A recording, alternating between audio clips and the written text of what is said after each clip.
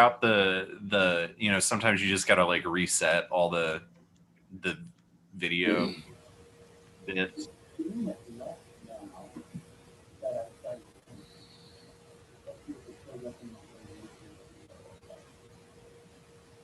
All right.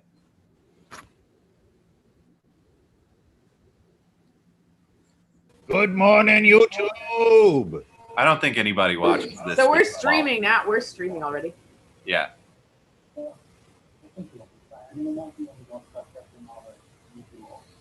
I'm gonna have to go do a bit of streaming after this coffee. Gross. How will you call peeing? Streaming? I do now. Yeah. It's very contemporary. Yeah. Got to go take a stream. Generate content. That's the other thing. That sounds more like I use it for all three.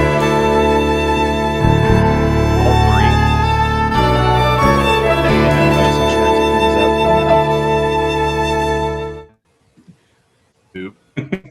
That's Not the mouth.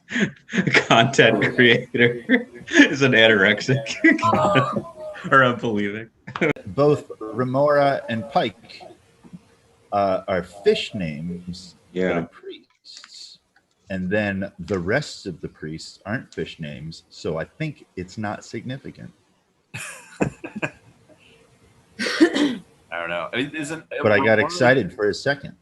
Remoras are those fishes that like have little suckers on top of their heads and they attach to the underbelly of sharks, right? Yeah, they're leeches that live off of a much more dangerous benefactor, like, say, a quetzal. Yeah, seems right. A pike though is like a barracuda, isn't it? Like it's like a big, I think so. Big toothy long boy. I think that the bad fish in Disney's The Sword and the Stone. Yeah, I think that is a pike. Bitey boys. I'm recalling my T.H. White curve, which I very well may not be.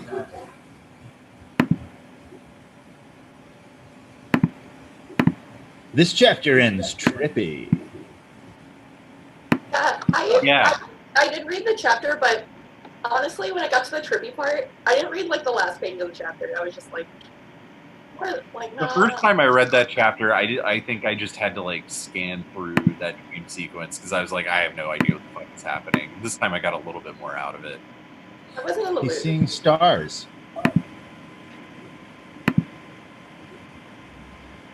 He's having another what are they called?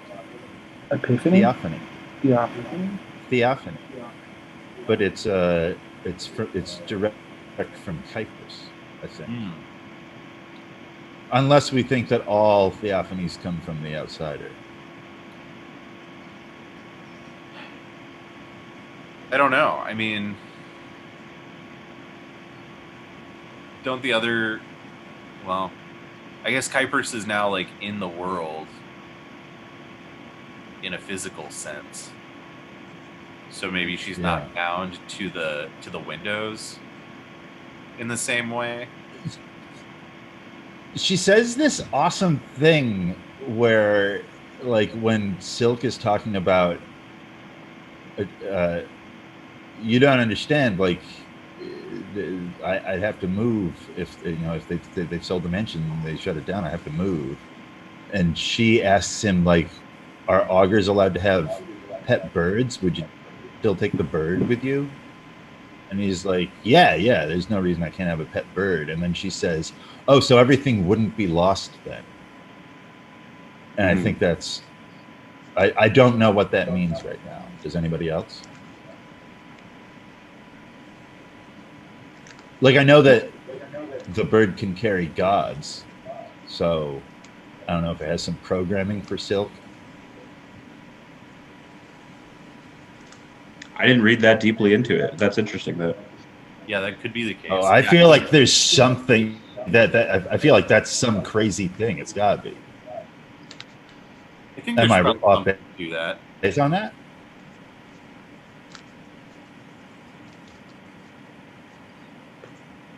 It just seems that something critical to the God rebellion hinges on Oreb.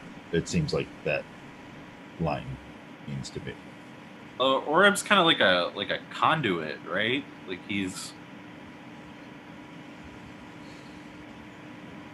Well, it, later on, he actually carries a piece of Skyla. So he has enough personality to be programmable and to carry a part of a god. Who's Right. Skyla? Oh, Skyla. That's how you say Scylla. that? I don't know, how do you say it? Oh, I don't say it. I read it. Exactly. I'd say common pronunciation is probably Scylla if you're going with the reference to the Greek monster, Sure. which I finished Circe earlier this week, and Scylla's like a big part of that. That looks fun. I really Yeah, do. it's a good book. But yeah, Scylla's like super gnarly. It's like a real gnarly monster with 6 heads and 12 legs. And Skyla is the mom from Breaking Bad. Skylar. Skylar. Skyla. Skyla. Didn't she have like a wolves around wolf heads around her waist? Scylla? Yeah, in one description, I think it's the it's a Latin poem where it's talking about like Glaucus loved her, but he was too ugly, and he went to Circe, who loved Glaucus, so she gave him a thing to like a love potion, and that's what changed Scylla into a monster. Yeah, Circe's description, she has like these tentacle arms and wolf heads around her waist and a mermaid tail, and it's a crazy description. It sounds like something out of Doom 64. Yeah. Yeah, it's Circe's responsible for changing her. She's like a nymph, and then Circe got jealous because of Glaucus. Yeah. So What a loser, Glaucus. Yeah. Well, Glaucus was just like a mortal, and then ended up getting turned into a merman god. I read a description of him where he's like some kind of a slug. That's hard. He's like half human, half sea cucumber or something. Excellent. Anyway, we can talk about that more in short sum. Right. Was Glaucus in Short Zone? I read an entry in the companion thing that talks about how they think this one thing is influenced by Glaucus. Interesting. Yeah. Where are we picking up right now? Chapter 4. Well, we were. I brought up this thing about the importance of Oreb. How Kypris says something about like ask if Silk moved if you would take Oreb, and so it's like, yeah, I would take Oreb, and how she's like, oh well, then all would not be lost, and how I think that's significant. But I don't seem to have very many takers on that. Nobody else is as excited about that line. I want to read that. Where is that? It's after In the book. it's after Remora leaves, and Oh, okay. yeah. Yeah. Like, I didn't know if we actually got through I feel like, scene with Musk and everything. yeah, we stopped a little short in the last chapter. I don't think we got through. I mean, my pencil was not at the end of chapter 3. It was like in the middle of. Well, I read both chapters. I only read chapter 4 this morning, but we can still talk Yeah. about chapter 3. I remember at the end of I mean, meeting, I don't have anything particular to say, but I just thought if we any. all agreed at the I end think of the we- meeting that we had said enough about chapter 3. We were like, Okay, you're probably right. We should probably just press on. like you can reference almost any part of this book from almost any other part. So it's like we'll probably come back to chapter 3. You'll probably talk about chapter 3 like for the rest of the next 2 years. So, I feel like the end of chapter 3 is a lot of very literal and explicit talk between Chenille and Silk about what's up with Crane and the spying. Yeah. Yeah. Well, because Chenille keeps being like, yo, we should go get the money from Crane. We should knock over Crane. Yo, let's go get the money. It's funny that she's like, here's a solution, and Silk is like, I think it's gonna take a while. Yeah. Yeah. Well, he's having this problem where he just feels like he knows more than everybody, including this goddess. Yeah, I Right? think he's constantly being like people are telling him stuff, and he's like, well, not exactly. And then they're like, yeah, exactly. Fine. Yeah. He won't let anything be too easy. Yeah. Oh, I found where my little line that I like is. It's on 335.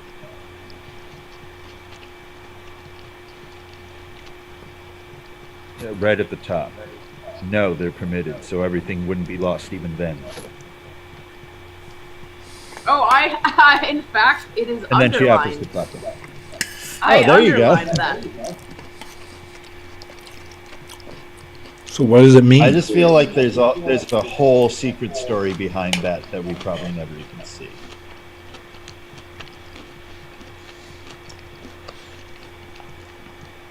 The story of what OREB is. Well, and like It does sort of seem like that classic thing, kind of like in New Sun, where people are always telling Silk what's actually happening, and he's not listening to that. Or I mean, Severian. They're like, Yeah. "This is what's happening," and he's like, "No," or he just like talks about it in his weird way of thinking about it. And she's saying, "No, this bird is important," and he was like, "Yeah, he's a good, very good bird." yeah. You know, it's a Severian vibe. I guess Silk does that a lot too. it's all the time. I mean, one thought that occurred to me when I was reading is that Chenille keeps kind of oscillating between Chenille and Kypris, and when I was reading, I couldn't tell like why one personality was dominant at one point in the conversation versus the other. And one thing I thought while reading that I don't think is true, but I did think it was that the voice of OREB was somehow related and like activating that switch. That Well, every they time go- OREB spoke, it would switch between the two. I guess. After Remora leaves, they talk about why sometimes she's more Kypris and sometimes she's more Chenille. What did they say? I forget. Silk is like when Silk is trying to get her to admit she's Kypris, and she's like, I'm definitely Chenille. He says, I understand that like you were talking in Thieves' Cant before, and then that priest came in, and if you're talking in Thieves' Cant, he would have thought that I hired a whore, so you spoke in an elevated way, so he wouldn't think that you were just some whore. But he says like you showed me your true self. Right. Like he assumes that was Like in order to protect me in that way. Yeah. So I mean, I'm a little unclear on that. I thought that the two personalities were sort of both kind of coming in and out of Chenille at different times. Like I know that, yeah, like they talked about that suppression there, but then it seemed like Chenille would also become herself more. But I guess what you're saying is that it's Kypris kind of puppeteering the whole time. Well, okay, so this is just one man's opinion, but I think you got to think of Chenille now as a facet of the personality of Kypris. Yeah. Right. The way that I always envision it is it's the Kyprisy version of Chenille. I mean, it's very much like acting. Like what? Acting. Oh, Like, yeah. Chenille is now playing the Kypris script. She can't not.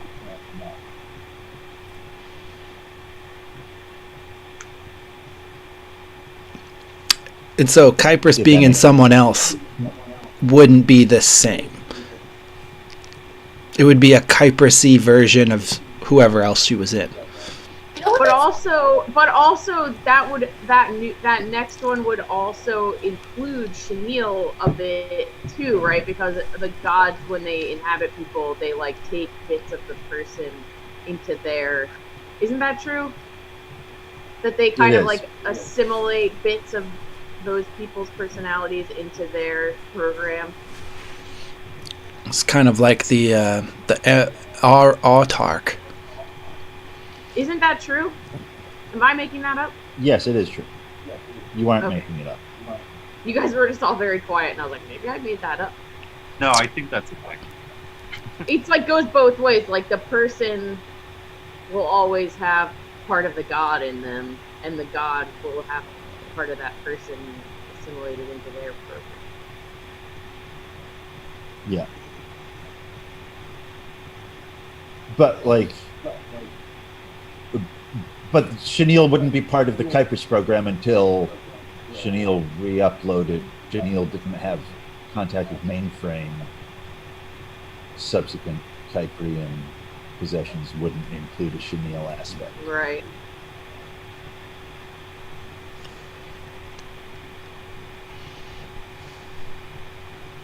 Anyway, I think Aura is really important. Yeah, I mean, Aura Eh, doing all kinds. Like he hops up with the knife, sort of like that kind of like brings Chenille into the conversation with Remora more. Oh, yeah. And Chenille does a Robin Hood with the knife. She throws it right back into the exact place that it came out of. Yeah, That's gratuitous. Yeah, there's lots of cool action in these two chapters. There's a whole musk beating, which is really cool. right. Oh, I also noticed that the whole time that they're talking about how Chenille's a spy, and she's insinuating that that Silk should turn on Viren. He starts clutching the cat-headed walking stick, which is the cats are Sphigics, which is the people who are running that spy ring. The Tripaganti, they worship Sphigics. So I just thought that was an interesting little finger of the god poking in there, because her operation's being talked about.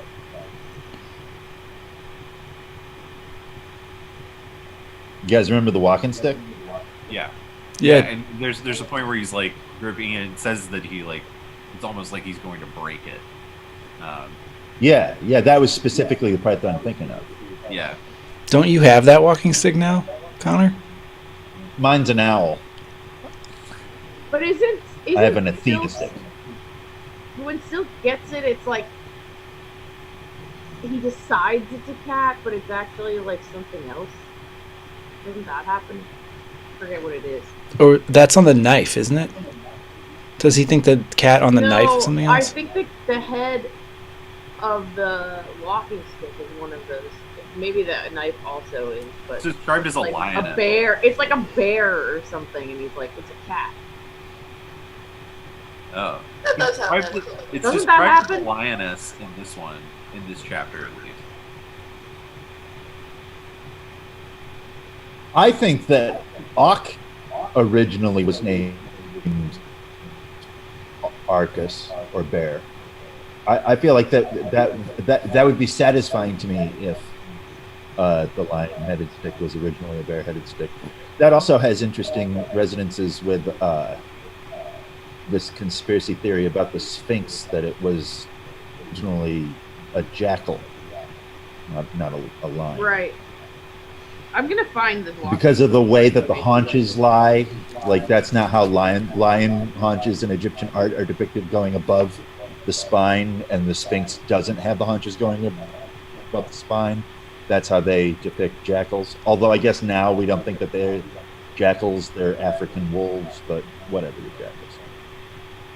What is the significance of the Sphinx being a jackal? Do we know what like the ramifications of that are? Well, it would make sense if it's guarding a jackal is Anubis, the guardian of the dead, and the judge of the dead. You know, like he's part of the whole death ceremony, so it would make sense that it's a jackal. Is it a tomb? Because it's guarding. Well, and that is another thing. I've also read a bunch of crackpots talking about how, like, no mummy has ever been found in a pyramid. Yeah, why are they crackpots? Because academic, like, university sorts know that the pyramids are tombs, and it's just that they've been robbed. But the crackpots all think that the university people are projecting that, and that they, because they can't conceive of them being power plants, so they're like, well, it looks dead Right. now, Or must be a dead. silos. Ben Carson. Ben Carson, who is a brain surgeon and is constantly second guessed by people that don't know anything about brains at all. Oh, he's You a just Seventh been Advent. I would never let that dude operate brain surgery on me. I feel like he is he so pioneered like fast specific as kinds of surgeries. Wasn't he like the first guy to ever separate two conjoined brains? Yeah. Well, Yeah. you know, everyone has their own kind of intelligence. Maybe True. he's very good at operating on brains, but just Yeah. his brain is dumb. I can let him operate on my brain. I don't care. I think it could be both. I'm just saying, I think you could be a very good brain surgeon and also be dumb. And be a very bad housing secretary. Because you're. I gotta say, every doctor that I know who is smart enough to be a doctor is also a giant idiot. Yeah. Because they're like. That's what I'm somewhere. saying. You can't be smart in all the ways at the same time. Yeah, I definitely I went to Try. I went to college with a Not lot allowed. of people who ended up going to med school, and some of them it was like, you know, like they ended up becoming like neurosurgeons, and you could tell that they were very smart people, but they would make the dumbest decisions, as college kids at least. And it's sometimes it was like, I don't know, are you just trying to like slow your brain down by battering it, or I don't know. I'd probably let some of those guys operate on me before Ben Carson, to be honest. I'd go to Ben Carson just for a tune-up. Be like, I don't even think there's anything wrong, but just maybe can you get around in there? Check it out. Yeah. Change the filter. For panning. I'd go to Ben Carson, but I don't want him to perform brain surgery. I want him to do pyramid therapy. I want him to build some pyramids and energize my crystals. But his pyramids don't energize; they store food. Whatever. I love food. I love food. Food's good. I feel like that's something we can Yeah, food. agree on. And you know, it has a lot to do with the book, too. Silk's always loving food. Yeah. Yeah. Burgers. And I guess that's why Marble ends up coming back, right? Just bringing him his plate back. Yeah. Iron Lady. That's an interesting scene because, you know, you get to see like Marble with Chenille and Silk and her reaction there. And I feel like how that's handled, the two people discovering Silk is interesting throughout this chapter. Like, I'm curious, what does what Remora. does Remora even think of them here? Like, does Remora think that Silk is just hanging out with Chenille, or does he think that he's hired her, or is he pretending that he thinks that there's the possibility that Silk has hired her? Does that make sense? I mean, Remora like only talks sideways. You know, he never really saying what he means. So like he comes into this room, he's found. Okay, so he's found Silk hanging out with Chenille. Remora might know who Chenille is already because of her ties. Right. B, he might know that she works on Sun Street somehow. There might be a connection there. But he's acting super aloof though. He's like, "Oh, don't tell me your name. Don't tell me who. You don't have to explain what you're doing here. That's fine. That's fine." So there's an aspect where he perhaps just understands or thinks that Silk has hired her. But then there's also the possibility that he knows that Silk hasn't hired her, but he's sort of acting as if he might think that was the case. I don't think that Remora has to care whether or not Silk hired her. Silk that's is the thing. not supposed to be alone with a woman in his house, and here he is with a known whore. Regardless of what was happening, this is useful to Remora. Exactly. I also think that's like part of why he doesn't want to know details. The more details he knows, the less versatile he can use this. Right now, he can say, "I saw Silk with a whore." Draw your own conclusions. The more he knows, the less he's able to just say whatever. Yeah, or the more he lets Silk know that he knows, right? Then the more clear Silk is about the situation. And which is now he has so much room to speculate to have this story be anything that he needs, because clearly he thinks that he is manipulating Blood and Silk. Mm-hmm. Which makes Remora like a very fascinating character. He's the type of person who attains power, by like slipping around it. Yeah, he's a very slippery guy. And he doesn't think that Silk is anything special because of religion. He thinks Silk is special because people are interested in him, right? Well, it seems like he was interested in him back at the school. He called him the huskiest cub. Yeah. Of his class, which I think just means that he was maybe the most sort of physically powerful of the. He wasn't a little dweeby nerd. Right. He's really good at sports. Yeah, I don't think he necessarily made an impression because of his piety. I think Remora is religion is just his job. Right. And he's thinking about everything in terms of moving chess pieces around. And I don't think it would occur to him that Silk might actually be enlightened and that would be an important reason to change his opinion about Silk. Yeah, I noticed that when, Remora's got that very, start-stop way of talking, very Jeff Goldblum thing. But when he leaves and he sort of, issues this, in the name of Scylla, the paper, he goes through this mantra kind of thing, and there are no pauses. It's not like he's thinking or talking about it. He just says this thing that he's clearly said a million times and probably means nothing to him.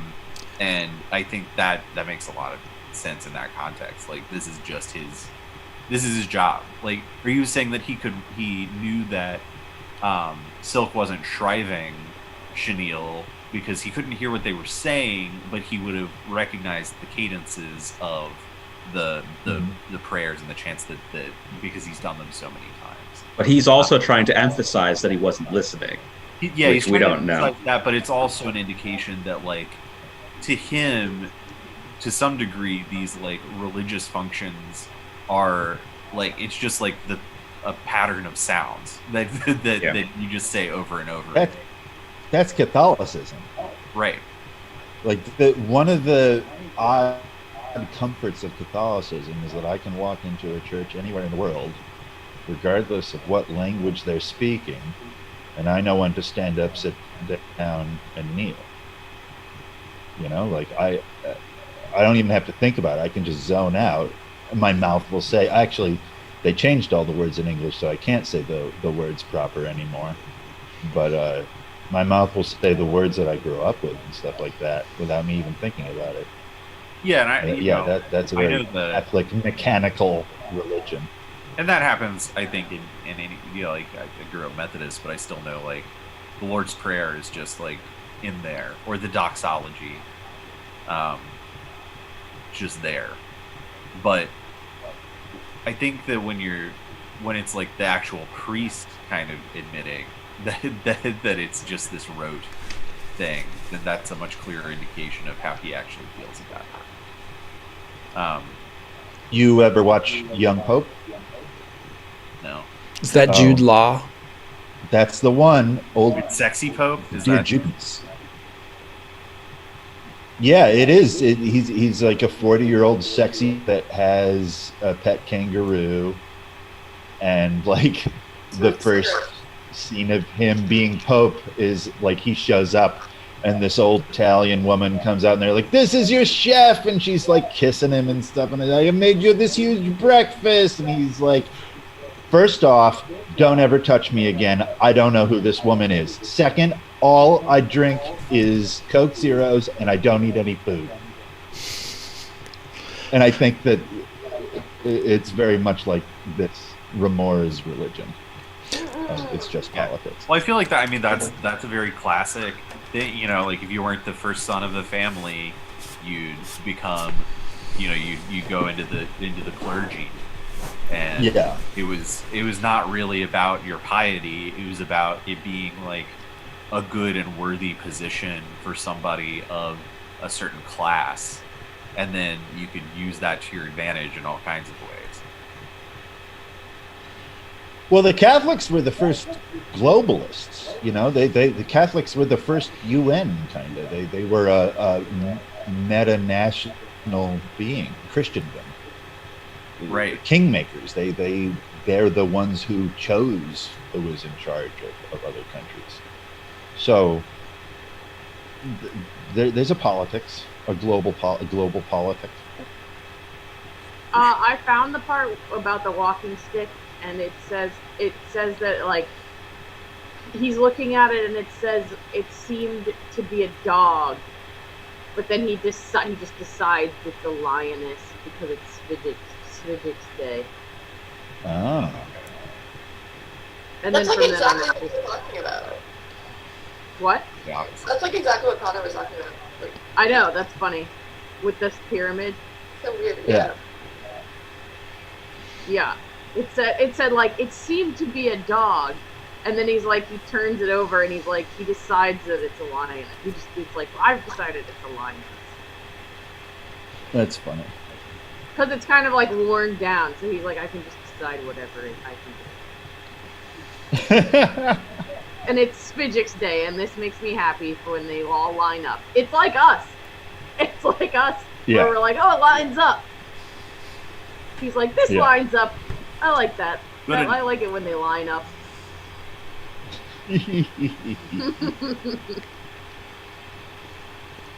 Ah, well. So who's the dog named people? Because that's right. If we can find dog named people, that's whose stick it is originally.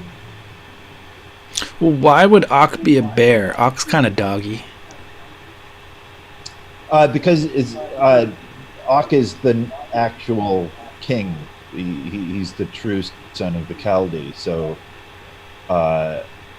bear Arcus or Artus gives us Arthur, the once and future king. Oh, and there's the big bear and little bear in the sky. There are those as well. What is his brother's name? I can't remember. Whose brother? Ox brother. Oh, I don't know. oh, what is his name?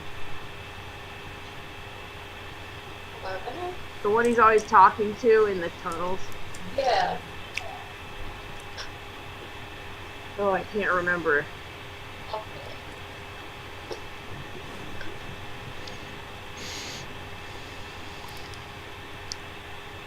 Tyler.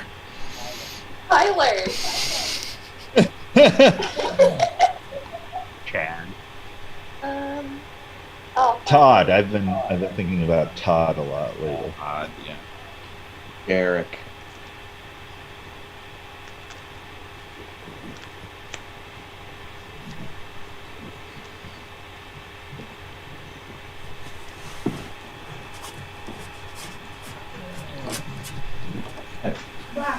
All right. See. Have a good day. You have a good. Was that Sarah? Yeah. Far out. She's just leaving. She's running off to work. To work on a Sunday? Yeah. The Lord's Day. Kenny's, You know. Kenny's working right now. Yeah, but he's working with the tree. So that makes sense. Trees don't know what day it is. That's true. They roughly know what time of year it is.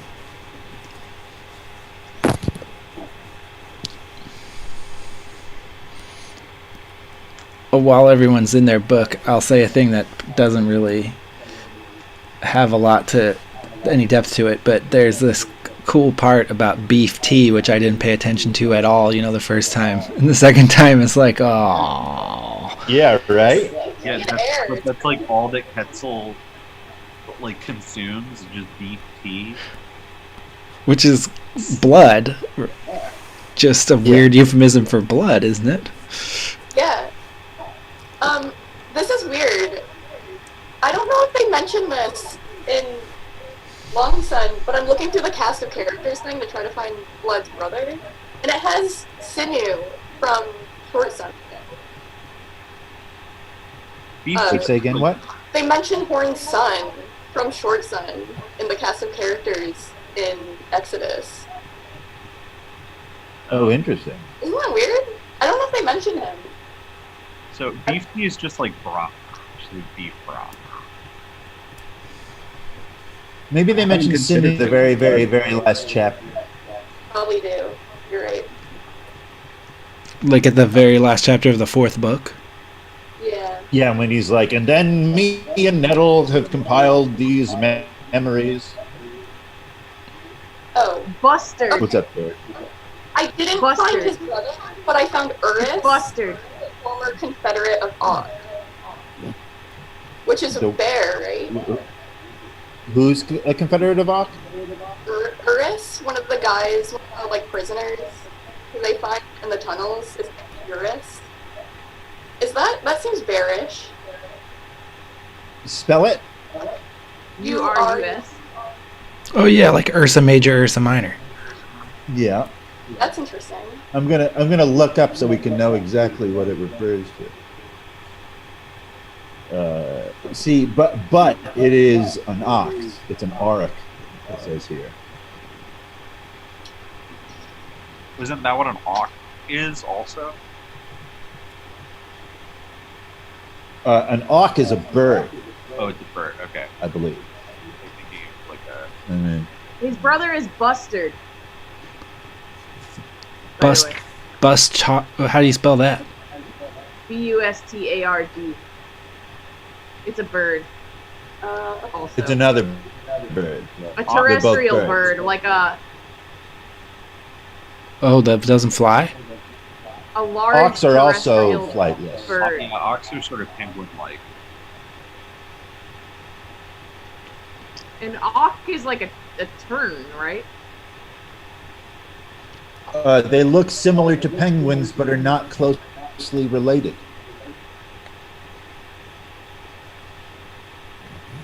Oh yeah, but it is a seabird. Oh, one thing I think we mentioned in the last chapter was Musk calling Oreb a turd bird, which was pretty cool. Oh yeah. You got yourself a turd bird. Oh, I also saw a cool thing about like, you got yourself a turd bird so that we can be Dimber horn boys. Yeah, 'cause you know I like birds. interesting because Musk is gay, but then also if we think about who's writing the book, that becomes interesting because his name is Horn. it was an interesting little thing thinking about whether or not Horn is gay, which I kind of think he might be. Horn? I'm what? Who's gay? Horn. Horn. I think maybe. Cool. Possible. Down to like his name means gay in the language of the Long Sun. And his woman is Nettles, which you don't really want to touch. Yeah. Well, and he sucks at being in a relationship, as we'll see in the future. Because he's not being true to what relationship he wants to be in. Oh, I and think he loves Silk. He loves Silk and he's grossed out by Hyacinth. When everyone else. Yeah. I don't know. Oh. Pardon me, I have to go. I have to go for a second. I'll be right back. Yeah, but I guess this whole book is sort of Horn simping for Silk, right? So. Patera simp. Silk's not simping.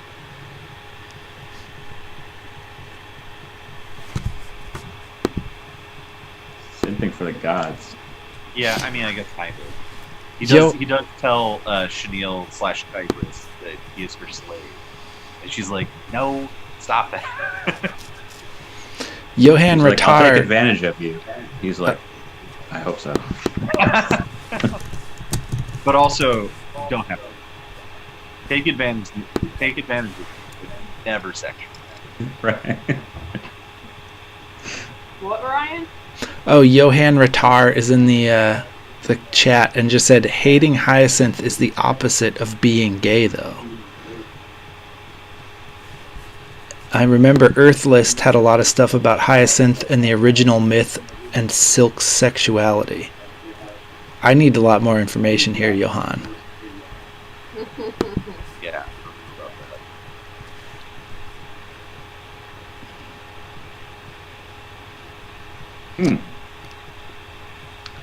Is Silk sexuality in question? See AC/DC? I think he's gray.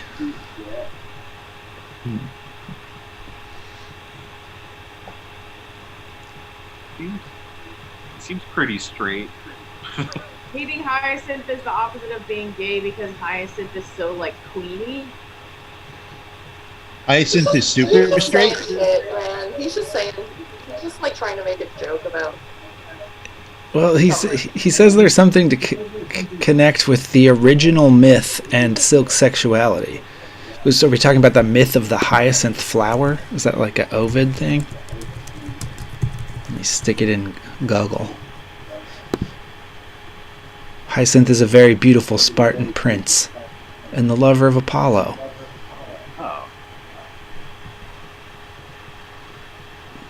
Oh, this is the killed by a discus story. Oh, okay. I remember that one. It's Apollo, two of the winds, and a mortal man are all in love with Hyacinth, and Hyacinth chooses Apollo.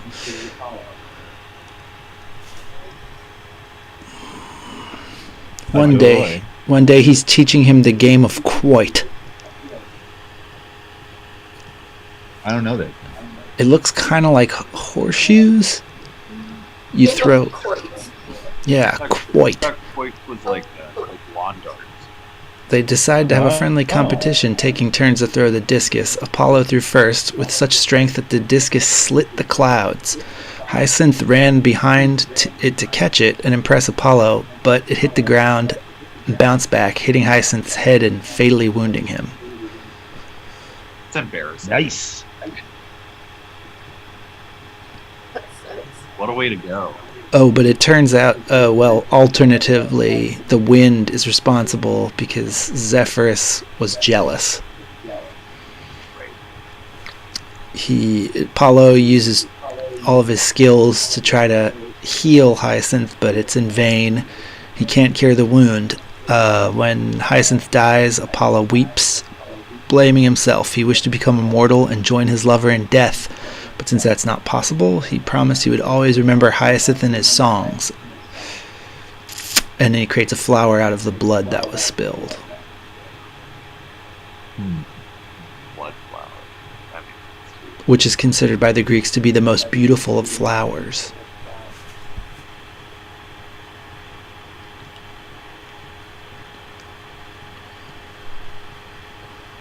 Hyacinth. Well, that pretty much says it all.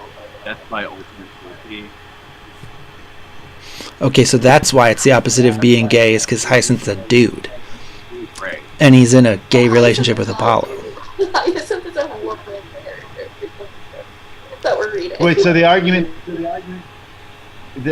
is that being gay is the opposite of being gay? Is that? Yes. I know that I missed a bunch of this weird conversation. No, Johan said hating. Somebody was talking about Horn. Horn hating Hyacinth being evidence that he's gay, and Johan said hating Hyacinth is the opposite of being gay because Hyacinth comes from this gay story. But if we're What the saying that, argument is- Huh.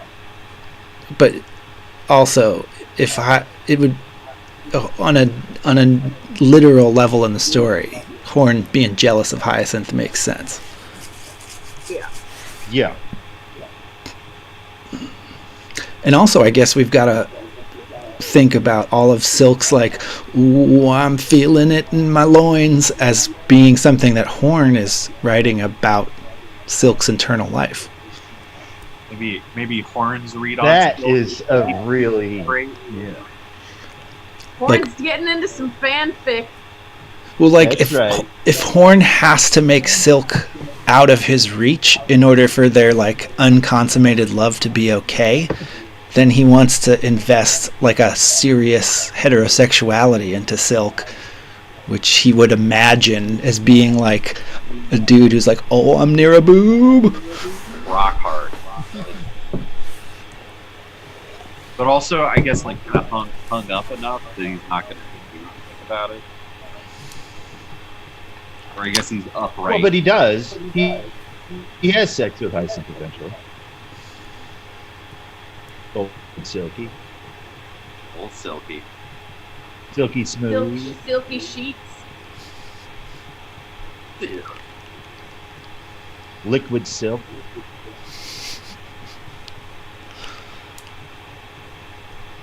Well, thank you, Johann Rattar, for getting us into that Hyacinth myth, which is a quite relevant thing for us to not have talked about yet.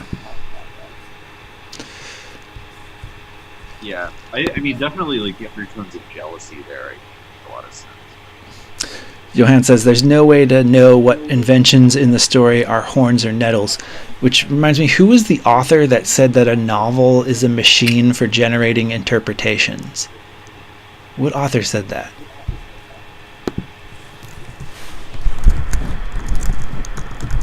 Nobody knows I this have quote? no idea, but if I were to guess, I would guess Michael Moorcock. But I would guess Michael Moorcock for anything. Umberto He said Eco. so many things but over the course of time. He said everything. Go. It was Eco. Oh, Umberto? Umberto. Yes. That makes sense. Who? I don't know if I am going to read another thing by him. I'm not in a hurry to read another thing by him. I find him to What was be... the thing you read? I read In the Name of the Rose, which is like a monk detective story with a lot of like occult correspondences and neat little weird history and stuff. But it does kind of seem at the end of it all, Eco is like unwilling to think of that stuff as anything more than neat. That's sort of... Oh yeah, no, he That's how I is feel a about it. materialist. That's Foucault's pendulum has a similar thing where it's like he gets real deep into that shit and it's like, but this isn't real. Yeah, I don't buy it. It's clearly real if it like causing him to create multiple novels? Like, there's clearly something to it in his mind, but he seems afraid of what might be to it. Well, I think that his argument is that your belief in a ridiculous thing makes it real for you, and therefore the danger that it poses is only dangerous to you, so cut it out. I feel like that's Umberto Eco is just saying calm the fuck down and things will calm down. Right.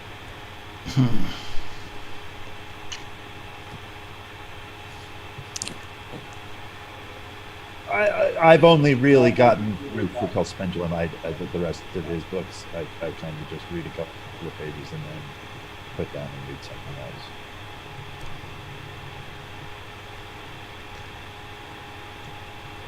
Full disclosure. I like The Name of the Rose when I was younger. I haven't read it in a while. Just like New Sun. Who's blind? I mean, if you're gonna have a library, you might as well have it based on it. The greatest of literary life. Borges wrote a book about a library. I mean, a story. And was a librarian Who went blind? who went blind. Yeah. In a library. Here's the thing Remora says that I underlined was self-denial indeed, and self-denial must have an end, hey? It's a weird thing to say. Because at first I read it as... Well, go ahead. No, you go ahead. Oh, well, so on first I read it as self-denial must stop. And I'm like, that's a strange thing for a priest to say. But then I read it again as self-denial must have a purpose. But then I still don't really know why he's saying that. It's like either way, if either self-denial terminates with you stopping denying yourself that thing, or when you release it, right? But either way, it has to stop. I took this a very different way.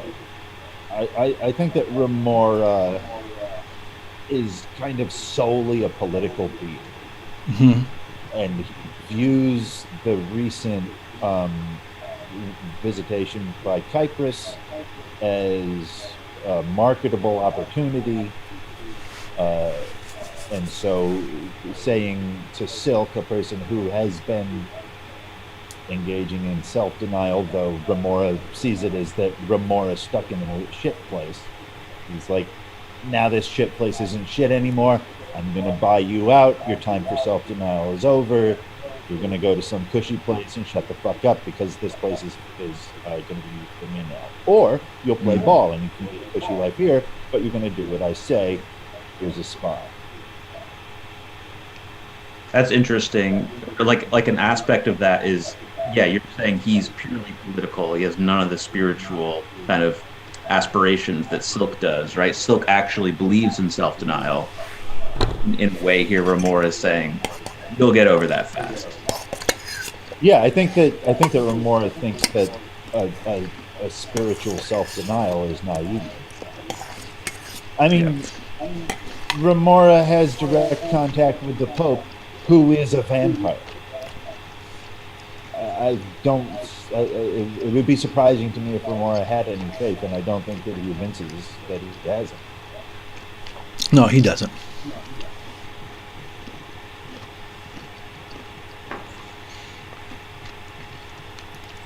So yeah, I just read him as a supremely cynical character.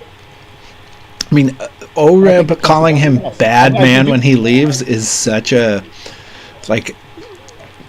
incredibly one-to-one thing for Oreb to do. Like, even when he says Iron Lady, there's like a level of symbolism there, or it's less of a literal description with just bad man. There's like no art or poetry or room for interpretation there. Always tells It people could be art if he's sang it like the childish. good boy, good girl, good, bad man. He says that about almost every. He sizes up almost everyone in the book that way.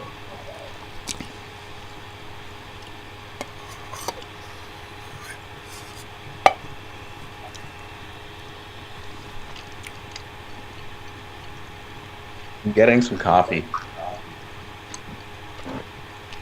Look at you.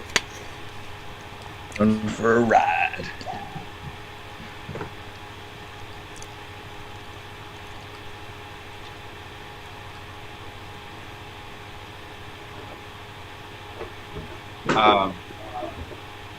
Was there anything else about this part of the chapter that we want to talk about? Then we can talk about the kites.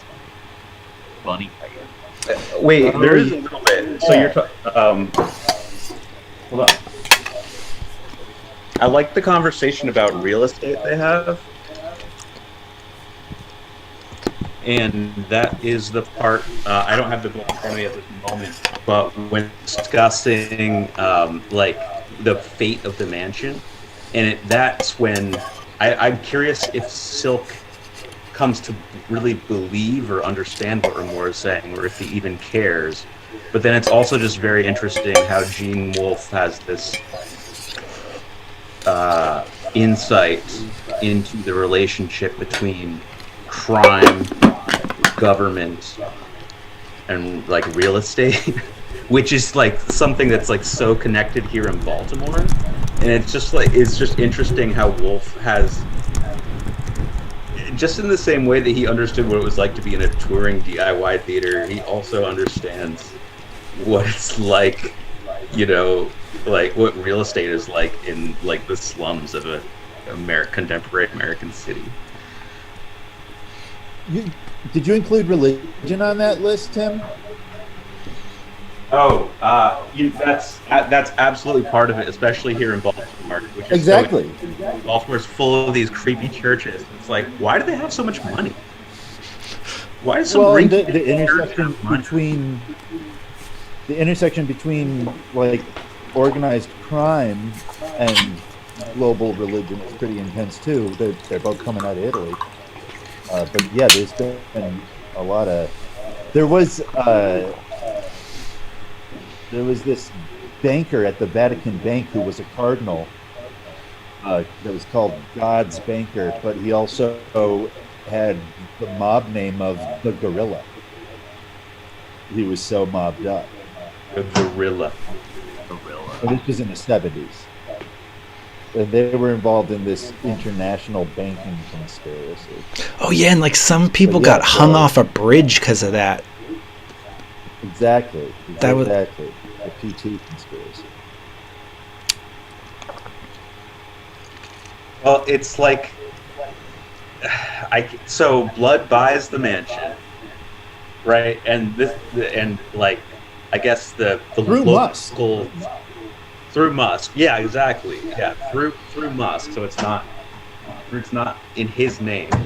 And they're aware of this, and they allow it so that he could fix it up, and then they extort it back from him, or at least they somehow. assume at some point they're going to be able to. Well, there's this interesting thing where everybody thinks they know more than everybody else. Where like Remora is like, you don't understand, Cutzel has his ways, and the other two are like, yeah, right. This guy thinks that this guy doesn't understand that Musk is cold, but then Remora also knows that Cutzel is a fucking vampire. It's like of course the church is the big mafia, and Blood is like a dude way down the ladder. I feel like, as far as crime goes, if from their point of view, you know, Blood's like a street gang, and they're like the mob in the eyes of Remora. They'll exert pressure on him. I mean, Remora's a gangster. Yeah, he's like a second. He's a lieutenant.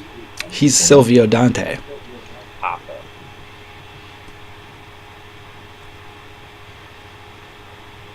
Speaking of gangsters, I've been reading the last words of Dutch Schultz, the Dutchman, a lot lately. Everybody should check it out.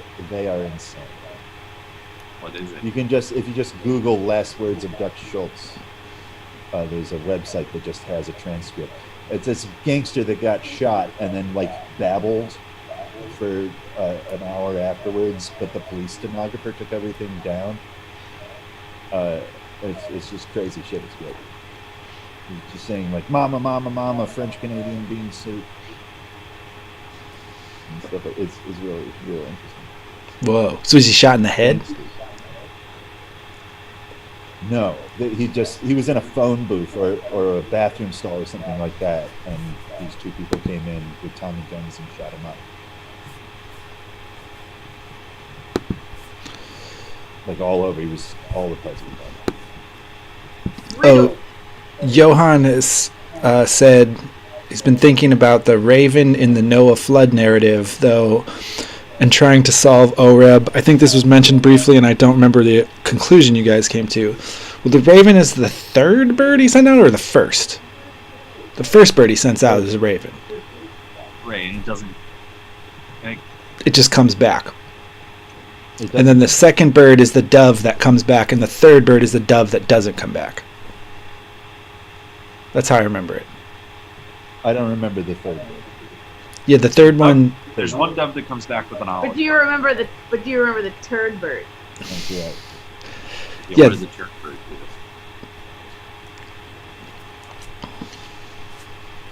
So I guess Johann's saying, like, the first bird comes back and doesn't find land. What does that have to do with Oreb? Well, I don't remember the order of birds. The raven doesn't come back, and I believe that's part. At some point in the White Goddess, Robert Graves makes an argument that the Yahweh, the God of Israel, is a Saturn raven-based god in many stories. And there is also a theory I know that Oreb himself is an avatar of the outsider. And so that's what that conversation was about. I don't know if a conclusion is going on. I think there's some kind of connection between Oreb, the outsider, and then also the plans of Pas and Titus. Okay, at the end of 40 days, Noah opened the window of the ark he had made and sent forth a raven. It went to and fro until the waters were dried up from the earth. Then he sent forth a dove from him to see if the waters had subsided from the face of the ground. But the dove found no place to set her foot and returned to the ark. So he put out his hand and took the ark, and then another 7 days he sends out the last dove that came back in the evening with a freshly plucked olive leaf. Then he waited another 7 days and sent forth that same dove, which doesn't come back. Yeah. Let me see if other translations have something more interesting than went to and fro until the waters were dried up from off the earth, which is very weird because then the bird afterwards can't land because the waters are not receded. What's up? Why? Well, the Bible was constantly going back and telling the same story over again and not acknowledging that it went back to the beginning. Like there's 2 or 3 different creation stories throughout the Bible that contradict each other, but it keeps going back. It goes back to the beginning of time all of a sudden. It doesn't really. Nobody tried to make the Bible have a through line.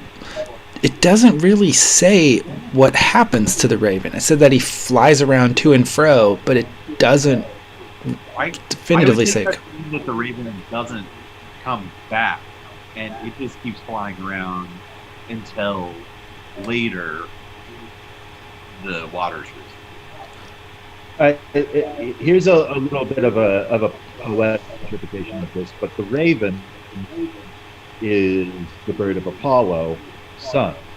So the raven flying to and fro until the waters dried up is the sun coming out and drying up all the rain. Yeah, I can see that. Okay. So the raven is like doing an operation. And Johann says it's keeping time for him. Oh, that makes sense because the sun is how we reckon time. And it comes back at the end of 40 days. Which is also the biblical slang for a long ass time. Yeah. Yeah.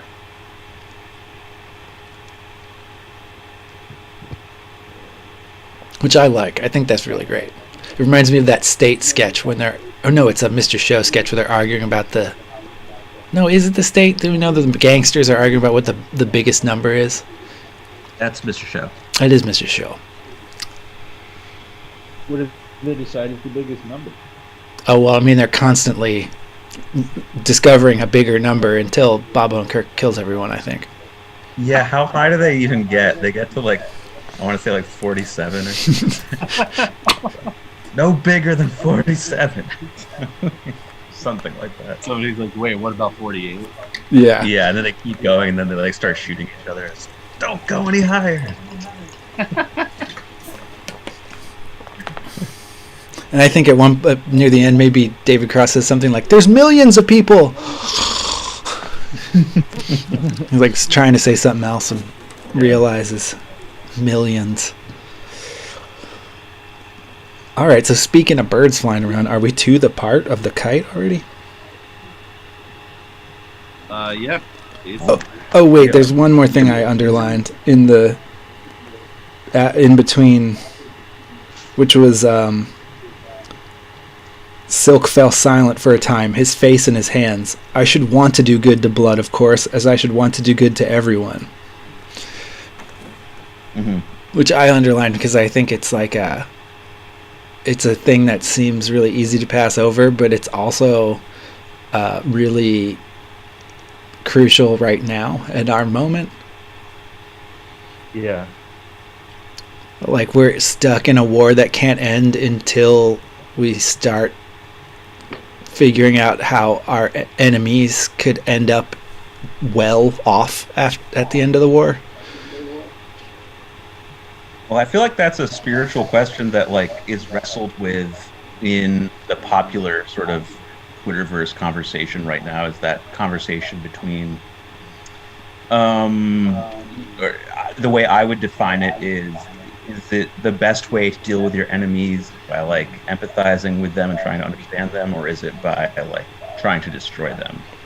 Well, Right. I would say you don't even That would I define a spiritual question. Like if you think of like, I don't know. like when people talk about the opposite of destroying them as being empathizing with them, like I don't think empathizing has to be as open-ended as like trying to destroy them. Like you can, Right. I think you can empathize with them for the practical reason of figuring out, okay, they're frustrated and unhappy.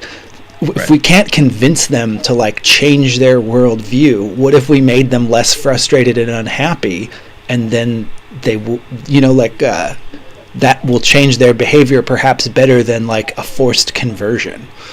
Right, but a lot of people don't. And then the other side of that is that like, like you can't tolerate the other side. You have to like defeat the other side because it's wrong. I feel like if you believe that, you have to take up arms because or what you're really doing is like fantasizing in private that someone else will take up arms for you. Yeah. Yeah, I agree. Ukraine says that we inevitably destroy the things we love. So if we're looking to destroy people, we should love them. Yeah. I think you could like, Siberian you don't necessarily have to love the enemy to recognize that there would be a practical like utility to aiding them enough to alleviate some of the anger and frustration.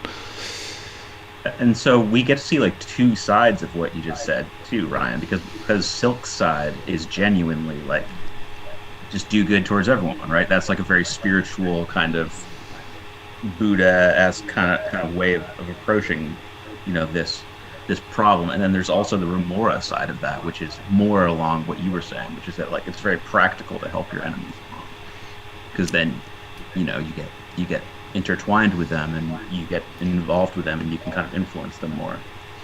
leverage. Well, if you're the one that like solves their problem, then they have to change their relationship with you in a way they'll never have to do if you just shoot reason at them. Yeah, so an ideal fight would just be two people aggressively solving one another's problems and constantly one-upping each other. Oh yeah? I'm gonna pay your rent for a fucking year. What do you think about that? I've also been thinking in this kind of same vein is how much of these kind of discussions like you're talking about, Tim, are predicated on the idea that, well, there's no way everyone could be happy, so who deserves it? Which is like such an internalized, like horrible thing to like premise all of the idealistic arguments on. Such a demoralized approach to how how to approach the world and society. Yeah, it's not about everyone being happy necessarily, although that sounds great. It's just about reducing the amount of suffering that exists. Well, it's also insulting to think of just surviving as being happy. You know, like I feel like in this conversation right now, being happy is covering a lot of ground that includes just not dying. Yeah. And that kind of. That's what I mean by like not suffering. Yeah, like reducing needless.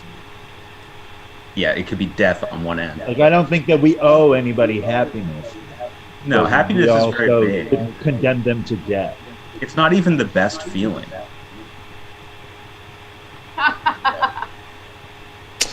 I mean, happiness, like, who gives a shit? I think it's a worthy problem of people who consider themselves clever.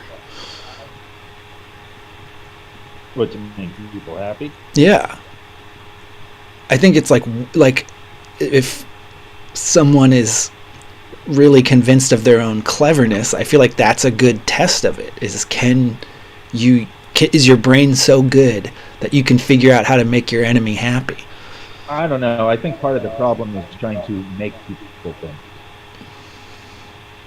Are you intentionally using the word cleverness to tie it back to Silk's assessment of Remora? Yeah. Yeah, because I think Remora is very much he's like a very modern guy. He is. I also think that his pitfall is that he thinks that he's on top of things and manipulating people. Like, the problem with clever people is they think that they can manipulate people into things, and they think that they know what's best and they can get you to where you need to be, and you don't even know what you need. I mean, this is why we hate the Democrats, because they're going around telling people, we know what you're too stupid to know what you need. Shut up and take what you need from me. You know, and like, I don't care if you know what I need. Don't give it to me that way, asshole. And that's Remora's problem too. He thinks that he knows what's best, and he's gonna set us all up for a thing. And in that cleverness, he is stupid. I was watching. I watched some 1995 Saturday Night Live the other day, which is it's like supposedly one of the 3 worst seasons ever, and it was. That's some of it. Robert Downey Jr., right? I think so. Yeah, I didn't see that particular episode. Carol on at that point. No, it's like Mike Myers' last season, Janine Garofalo's only season, Chris Elliott's there, Michael McKean's there, Mark McKinney's there, and then you've got, of course, Foley, Sandler, and Spade. So much. Yeah, he's always been solid. Like, he seemed like he was born that dude. I love him so much. He's great.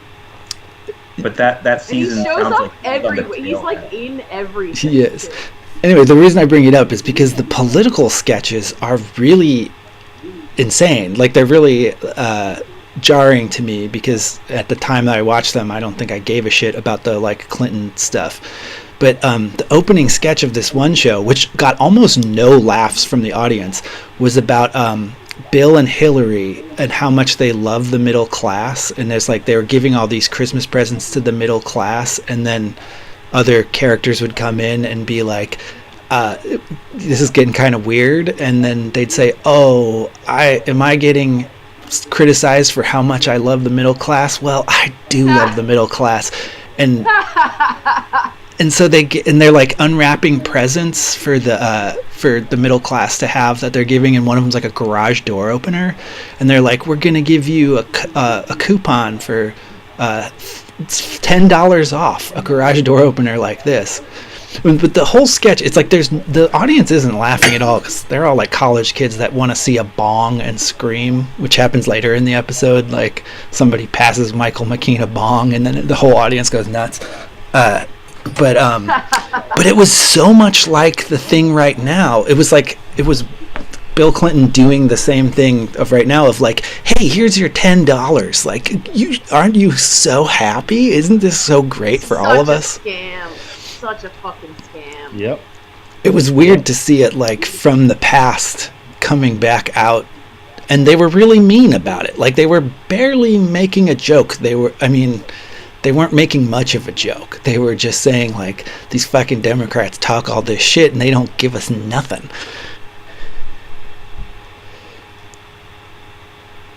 Yeah. Ain't damn thing changed. And now they can't. You're not allowed to make fun of that anymore. Yeah, it's only softballs for the Democrats now. Well, I feel like the next 4 years, all they kind of have to do is every once in a while, like, wave a tiny rainbow flag, and then everyone knows, like, all right, if I talk shit on them, I'm one of the other team. I don't know. I'd be happy to get it $2,000 every 4 months. Yeah, but Is that on the table? That would be I'll stop making fun of them. Oh, that's your ransom. Those are your demands. Yeah, that's my price. Yeah, they'll never do it. They'll never do it because they'll never do it because they think that the Republicans won't be okay with it, and so they won't even try. Well, they won't do it because they are but as no much such thing into as the Wall Street and fucking.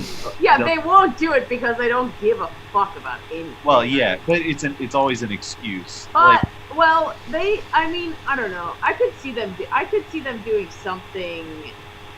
I could see even at a certain point down the line, I could see even the Republicans getting on board with some version of UBI because I think the reality is, and what they're gonna do is we probably talked about this before, but what they're gonna do, which I think is fucked, is UBI. You do the UBI and then you slash all the other programs. Yeah. You know, you do the UBI and then everyone's food stamps are canceled, Medicare is canceled, like all that shit. You know. I'm fine with that if they give us a gigantic UBI. Right. No, they won't. They'll never. It'll be like the $10. It'll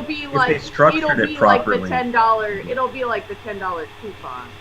But like you're like, here's the $10 coupon, and you're like taking away your health insurance. You know, like it's like people who are already. My prediction is that they might do a UBI, but it will be a way of like cutting all. Well, that's the Yang safety Gang nets. method, right? It'll be a casino style UBI where like the house is winning. The house definitely wins, because people who are already hoarding all the money need more money. They can't not grow, and that money has to come from somewhere, and it's not coming from each other.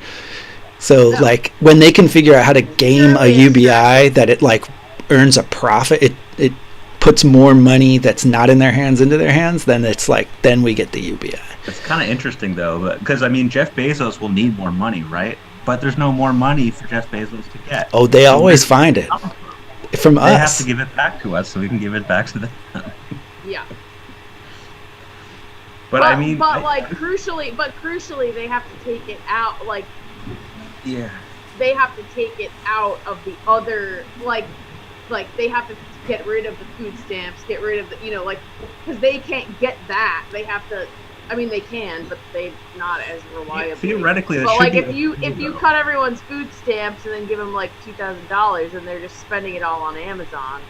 The problem is that like the food stamps takes like so much administration that like it's just like not that efficient. So I think if you were able to like implement, and of course no one would ever do this, but if you were able to implement UBI and then take the savings right from fucking assessing everyone's income and like having social workers like following up on them all the time and having this whole police state for people who don't have enough money. Democrats are obsessed with means testing. Like everything just needs. Everyone needs to get the food stamps or whatever. Like it all like needs all the means testing needs to go out the window. Everyone needs to get fucking health insurance. Like all these things need to be guaranteed to everyone. It's a very American approach. Is like, is that like, okay, like how much money do you make? Okay, and then how you know, like what are all your investments and how big is your family and stuff like that. Means testing. We can tell how much you deserve by numbers. Well, and you can watch the narrative about like how much money is enough, just flip around based on what's being offered. So like when it was with the stimulus check, and it's like, oh well, like $80,000, like I think you're doing pretty good, man. I don't think you need this money. But then if they're like, well, we're gonna increase taxes on people who make more than $400,000 a year, then they're like, $400,000 is not as much as you think it is. And like these families they drive Toyotas, not Beamers. And it's just like, this is not. And we have to get Disney and Paramount Plus and Peacock now, so let's keep that in mind. I want to sidestep from this conversation about money back into the book and talk about how amazing and beautiful the tragedy of money in this book is. Yeah. That like. Oh my God! Incredible. What they use for money is the chips that tell the ships how to get out of the world that's ending. So the more money there is, the less people are able to get out of the world that's ending. And they're ripping them up. Yeah, they have to break them up into little bits. I think I love that concept of money. I also love that like sad machine face, monitor face. Oh yeah. You know, that needs the cards. Oh, the Talus? No. Like when they're down, when Silk discovers that, is when they're down. It with like, Mamelta, is that her name? Yeah. In the. Which her naming convention goes back to how New Sun. She's named after some obscure saint, because that's the New Sun naming technique. Or naming convention. And that's where she's from. I'm sorry, I got very excited about that. Yeah. Yeah.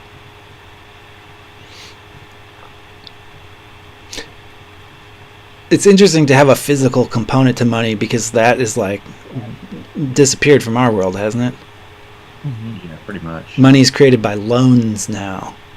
Yeah, but it's bits, just like in this book. Okay, it's a bit on a computer. Yeah. Did they ever talk about?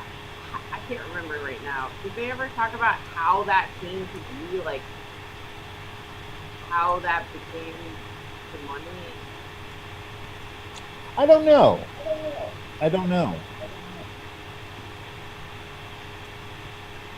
I feel like I did see a conversation about that someplace, but I don't. Can you look up card bits in your atlas?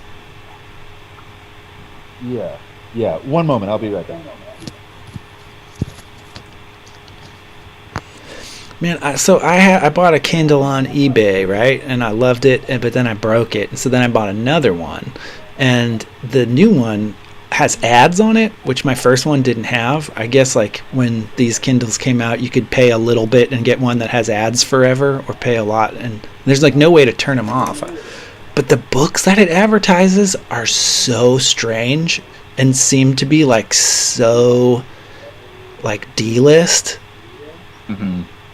And they're like self-published titles and stuff. Yeah, like I get a lot. Like one of them had recently was the 40 Proof series, which was called like middle-aged. It was like a series of like 5 books that was like midlife fairy hunter, midlife vampire hunter, and they all have like a little blurb at the bottom, and part of it was like she's cursing her age and stopping the supernatural. What more could you want? I guess it's about like a Kathy type character who gets involved with busting ghosts. That's so fucked. Yeah, it's like YA for adults. Because you're pushing 40. But they also want to see themselves in the main character, which is crazy. That's like the most loser thing I've ever heard. Yeah, I was shocked. 40 proof series. That's what you want to look up. I guess I don't know if that's like 40 proof meaning alcohol and age or something. But the one I'm getting right now, It's people self-publishing titles and then they pay to get the advertisement. I think so. That's why it goes to you. I think so. Although that author's name was preceded by USA Today best-selling author. Well, now you have my interest. This one says it's called a book called A Brave Day for Harold Brown, and it says introvert alert. Harold Brown just wanted his books, a cup of tea, and his cat. Instead, he found adventure, love, and a tiger. Holy fuck. A tiger? What did I miss? I'm talking about the ads that are on my Kindle that are for books that I guess they kind of seem like somebody self-published and then splurged for like my Kindle's very old, so it might be possible that you get a reduced discount rate on sending ads to people who eBayed their Kindles. But they're very strange. There does seem to be a lot of like fantasy quadrilogies that I get ads for that are hyper specific niche characters, like the middle-aged woman or the CIA spy who also fights vampires. Do you want to know what I found out about cards? Oh, I was gonna say, Jen did you found read it the out? thing? I did read the thing. There's a cool Okay, rainbow I on your I book. was gonna read. I was gonna read the thing. Read the thing. Yeah, It you got doesn't the matter rainbow to me. book. Can you guys read it in unison? Yeah. I'll read it in unison if you want. It might be kind of weird. I mean, I don't think we have to read the whole list of valuations. No, I was just gonna read the top of page 25, the final paragraph. Oh, word. Okay. Do it. Fucking read it. All right. Pull the One, trigger. two, One three. fascinating fascinating detail is that is that the the card currency is is definitely you gotta read at the same time. Yeah, but I think I know, there's but a I delay. think it's a computer lag. Yeah, I think so. I don't think we can do it. I don't think it's possible. Oh, okay. I'll let you do it. It's because of the internet. Yeah. Well, I'm just gonna sum shit up. So nobody knows what the card currency was before, or nobody knows what the currency was before. But there's an idea that cards that they started ripping up cards because of some legend that you get money from mining in the ground. Can I just? Also, I'm just I gonna mean, read the. the I'm cards gonna read aren't the made out of paragraph. gold. Yeah, read it. Okay. One fascinating detail is that the card currency is definitely not a part of the plan of Paz. In fact, it has a side effect of sabotaging the plan by stripping landers of their computer components. The card currency might have been a human mistake generated through a garbled understanding of precious metals coming from mining in the ground, or it might have been introduced by the rebel gods to further their agenda. We have no idea what the true card currency is. Which is wrong. It's definitely that they mine for gold in the ground, and they're getting gold, and then they break it up into pieces, like the Spanish pieces of 8, which are gold, which is what happened in the part of the world that this whole culture is a pastiche of. I mean, it's not a plan from the rebel gods. That is fan cockamamie.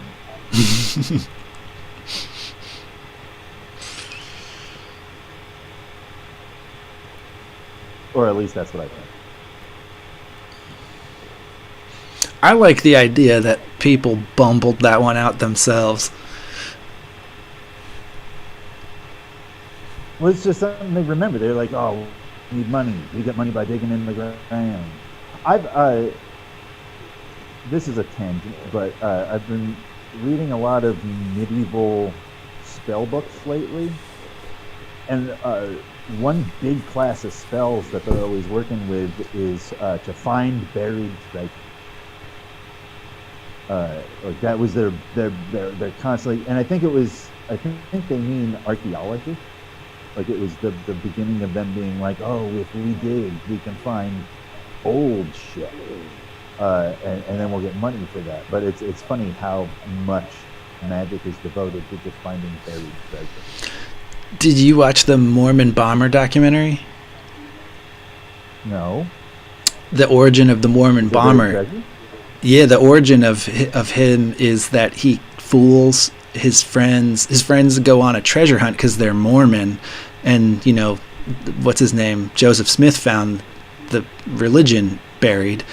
So they're like these like Mormon teens are like, let's go look for treasure, and the guy who ends up becoming the bomber, Mark Fisher, I think his name is, he goes out the day before, where he knows they're going to search, and buries a jar of coins. And then after everyone else digs all day, at the end, when they're about to go home, he goes and uncovers his jar and goes, guys, look what I found. And everyone freaks out so much. And then that begins a lifetime of forgery that ends up with him blowing up a bunch of people and getting sent to jail. Yeah, Madison watched that. It was awesome. Crazy. It's really, I mean, the dude is really special. He's like, he's an amazing forger, and also like the things that he forges to fuck with the church are actually really creative.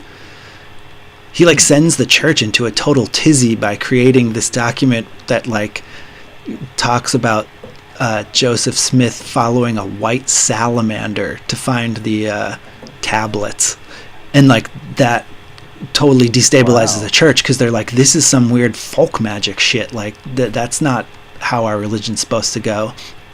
And it was all from this dude's imagination, who was just kind of angry at the church he grew up in for having too much bullshit in it, and who also dedicated his life to forgery.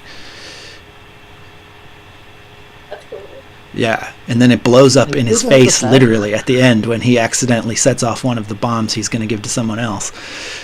And then the cops of Salt Lake figure out he's responsible for the bombs, and then he's like, yeah, you're right, let me tell you everything I did. Wow. Yeah. It's a cool story. It was on Forensic Files too, but they tell it much better in the documentary. I think it's called Murder in the Mormon Land or something like that. Oh, that thing. Yeah, it's good. It's Mormons on are just, Netflix? yeah. Mormons are just fucking interesting any way you slice it. You guys seen Big Love? A little bit of it. I enjoyed what I saw. It's got Amanda Seyfried. Yeah. From Mean Girls. Mm-hmm. And Mamma Mia. Johan asks if the Mormon guy was a Ben Carson-esque figure. Would you trust him to forge a Mormon document but not to build you a bomb? I would. I think that the bomb was good, except I think he bumbled carrying it. So maybe it wasn't good. But he did deliver 2 successfully before he accidentally blew up the other one.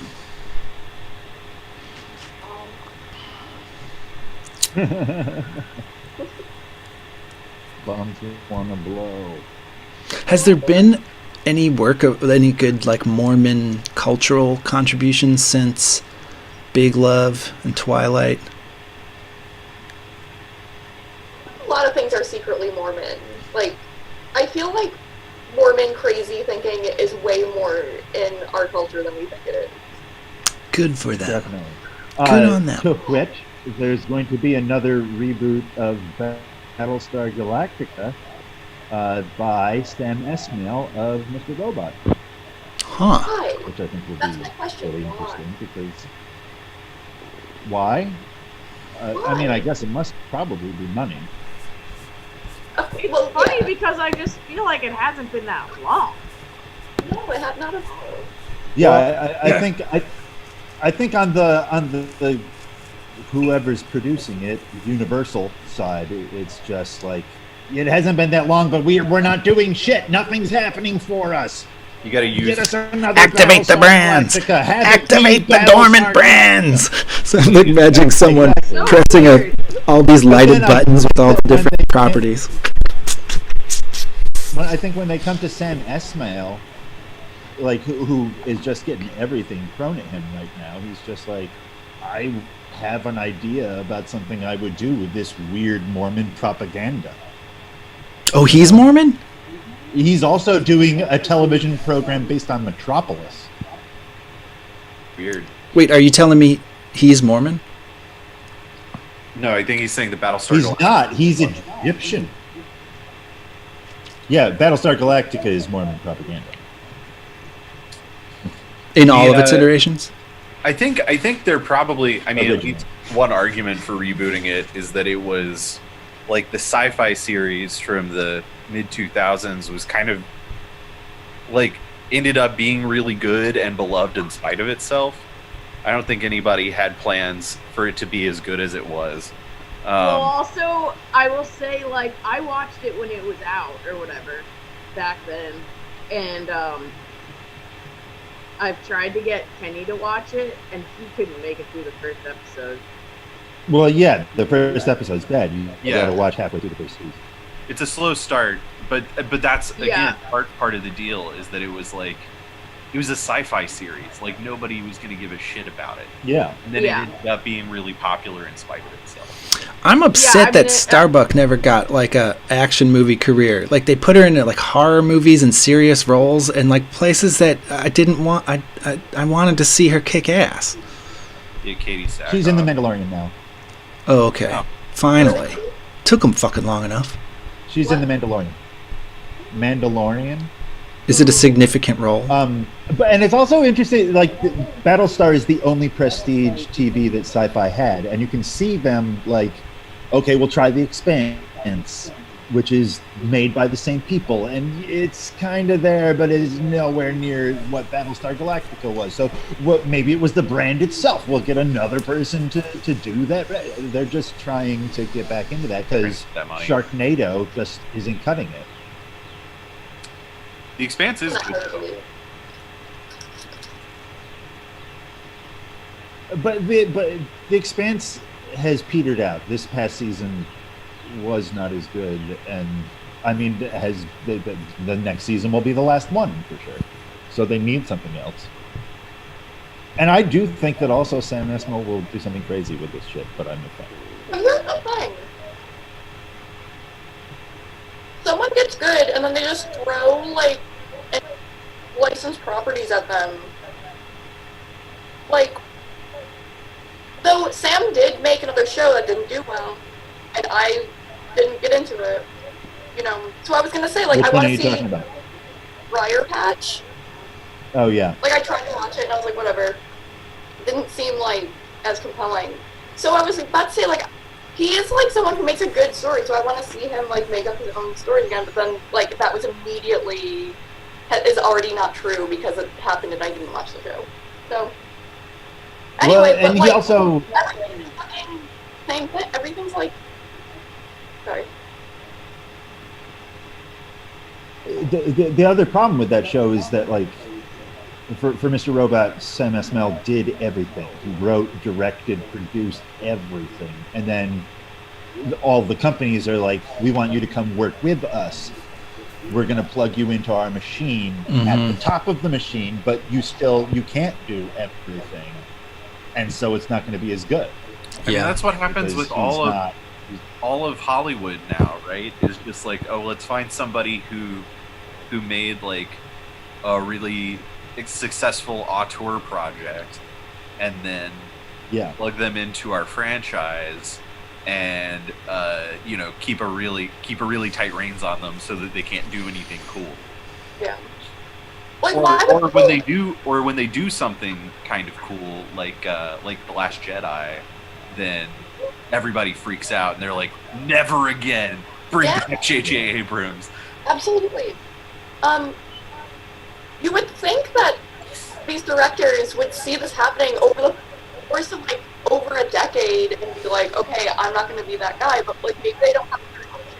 I don't know. It's money. I mean, it's like if somebody comes and offers you millions of dollars to work on a property that you like and have liked since you were a kid, you're gonna fucking do it. Well, and then you can also take those millions of dollars to finance your next independent film that no one will see, and we don't know that you did. Although Ryan Johnson made Knives Out, which I watched a couple of days ago, and it's awesome. He used his Star Wars. Yeah, Knives Out is fun. Yeah, he used that Star Wars money to make a cool whodunit. Starring So- Captain America. Yeah, yeah. And I it never didn't. I mean, thought about that. I never made that connection. That's fine. Yeah. Oh wait, that's not a connection. It's not. it's Listen. just Chris Evans. That's Yeah, I was like, no, but I was like, oh yeah, because they worked together on the Marvel movies, and I was like, wait, no, there's never any crossover there at all. It's funny to me in that movie, seeing how they're trying to like make Chris Evans not look like Captain America. Like they put him in all of these like baggy sweaters and stuff just so that he doesn't look like he's super jacked.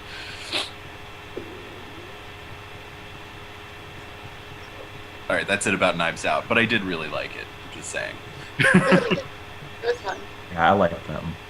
The thing I liked about So Knives should we? Out is that it's just a movie. It's not Yeah. even a very special movie, but that's what's special about it now, is that like no one just makes like mid-range movies anymore. There's It no does like exactly what it needs to do. It's like yeah, it- exactly. yeah. Hmm.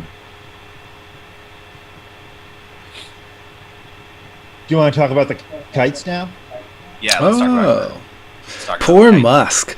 Musk has not had a good time of it in this book. You pity Musk? He gets just battered around. Like, he's this cool, scary dude, but then, like, in all of his encounters with Silk, he comes out on the wrong end of it. And then he's got this frustrating bird problem. Like, I feel like Musk is at the lowest point of his life when we meet him. Well, yeah, I think so. His whole life is about to fall apart. Yeah, I mean, and he was clearly a cool fucking dude before this book started. Like, he got all the way up to the top. He's sleeping with, like, the powerful gang boss. Everybody's afraid of him. Seems like he's doing okay here, though. Like, things are kind of looking up for him, you know? Like, this whole kite experiment. He just got his ass kicked for the second time by a priest, and the last time he flew this bird, it was a horrible, like... He really needs a win. He does need a win. He needs a and win. he kind of gets it. Like, Yeah, I think this is a win. Johan says Musk is a parody of Freyr Rautha from Dune. Yeah, all right. Oh, yeah, I can totally see that. Johan. Yeah, that's interesting. We're talking That's about really interesting. when you were talking about Musk just now, I thought about Tony Soprano and how he's like this shitty dude who fucking loves animals.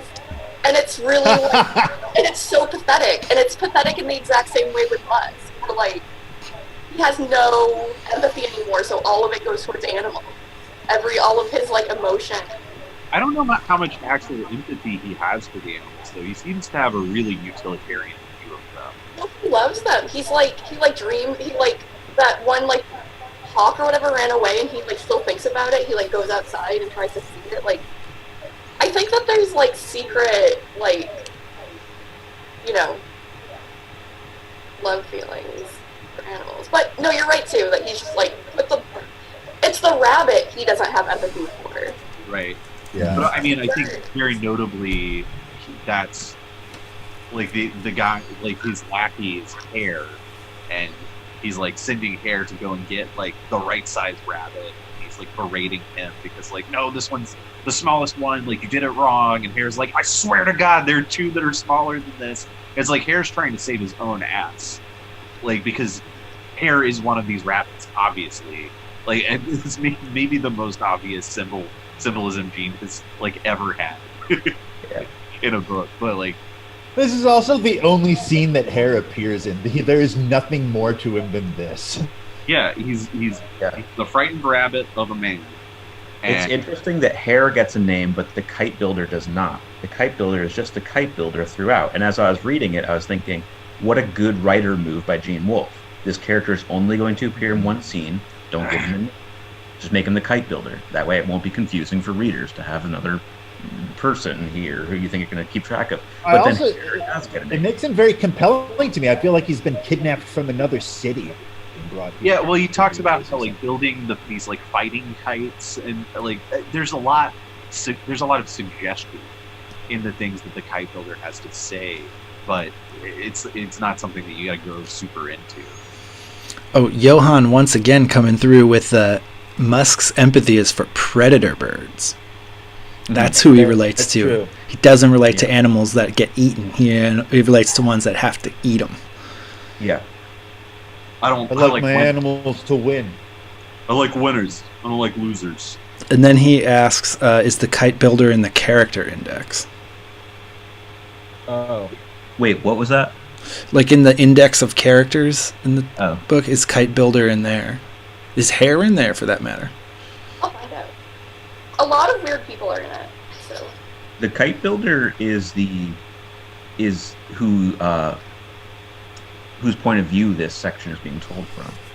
Hare is in the index, but he's only as Musk the Fifth. That's it.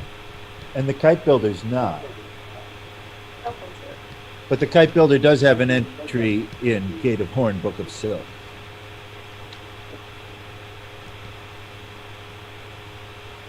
Is there any indication that he might also be another character? Wait. I could have sworn that he did. Maybe he doesn't. I can't find it. Oh, shit. Maybe it's in the... I know there's a bit where they talk about the kite builder. Maybe... Maybe in the flyers section? Huh. I don't know. I was very worried for the rabbit. Yeah, Your poor word Ron. for the rabbit. I think it's written very well in that, like, I was kind of bracing for a bad thing to happen to the rabbit, even though I had no reason to think it would have to. I mean, Yeah. Something bad will happen. definitely something bad happened. Rabbit or something. Yeah, but I was worried about his eyeballs, like, coming out when he hits the pavement in this exact moment.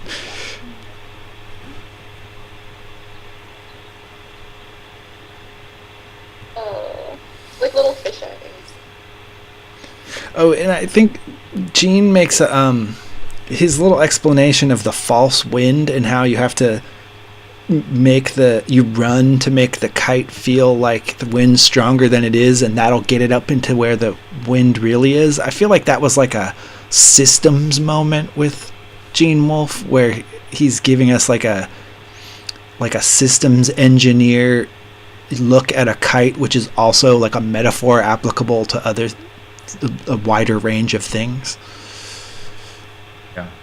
I feel like Wolfe really enjoys writing this section because he's writing it from the kite builder's point of view, and so he gets to describe all the technical aspects of like and the expertise that this kite builder has in building kites. And it's also interesting that that's like a trade. You know, it's like a blacksmith. It's like the kite builder. The man who builds the kites. Oh, Musk does say about Hare, he's from the city. They don't fly them there. Mm-hmm. So I feel like, does that mean the kite builder's not from the city? He's from outside the city? I thought it was.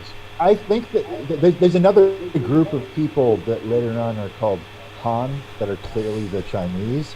I think the kite builder is from whatever the Han city and in the world is called. Yeah. Oh. I do think that he's a foreigner. Yeah, I mean, the sort of fighting kite thing is it's not necessarily a Chinese thing. I think it's like there's like a South Asian country where that happens a lot. But like the episode of Lost. Wait, there's a kite episode of Lost? Yeah. The fucking Jack, he's like the most unhinged he's ever been in the entire series. For like, Which he? he goes to like Bali or something, and Oh, the tattoo episode? yes, and he's flying kites. Ah. Kite fighting is contested in many countries, but particularly in Afghanistan, Bangladesh, India, Indonesia, Nepal, Pakistan, Vietnam, Korea, Thailand, Chile, and Brazil. So some South Asian countries and like Korea, I guess, and then also some South American countries. It's interesting. With isn't that episode of Lost in Thailand? Is that the Remember. he goes? I thought it was Bangkok. I don't know why I said Bali. That makes no sense. I think he was in Thailand. Bangkok. Yeah, that makes sense. Known for its beaches, right? So And it's sons of beaches. Oh, and there's a brain surgeon in Silk's Dream. Is there? Yeah, the grave awaited her, only the grave. One more grave in a whirl of graves where so many lay already watched over by Hyrax, god of death and Kaldi of the dead. High Hyrax, the white-headed one, with her white spirit in his claws, because the second one had been a brain surgeon. For whom, if not for her? You thought Ben Carson wasn't relevant to this chapter. Silk can connect anything to anything. There's also a weird part of this dream talking about Marble remembering the Earth, which interesting that Silk knows that Marble remembers Earth at this point. Well, Horn says Silk knows Marble remembering, yeah.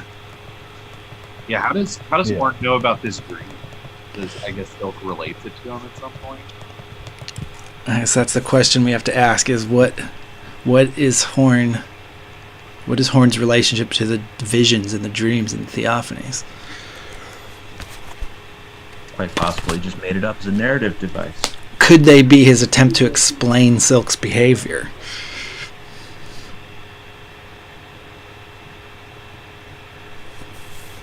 Yeah. I mean, real dreams don't relate back to your life. I mean, in this like really specific way. Well, Right. It's only maybe your that in dreams. retrospect. Speaking of dreams, did anybody go to the Dream Festival last night? I haven't slept What are you yet, so talking about? I'm Oh, going. okay. I'm going later. You're going to the after I had an actual party last night. Ooh. How many people came? Like 8. Your new It nickname was my is band. Spring Break Kirby. I mean, it was outside, but it was the cover band. Nice. We had a fire. Cool. Um, That's better than a Dream Festival. And the cops didn't come? Yeah, I don't know. I mean, I don't know. Whatever. I definitely had a dream, but I don't remember what it was. So I think that means that yes, I did. I had a dream, and then I remember like kind of waking up from it, and being like, "Well, that wasn't it." And then- I dream of festivals like once a month. well, we were talking about this with Aaron a little bit last night, but like usually in my dreams, I end up being like really pissed off at somebody because they're not like doing something right, and we concluded that if I attended the Dream Festival, I would end up being the sound guy there and just Mhm. having a terrible time. Well, I was gonna say also, I hate festivals. I just like absolutely hate festivals.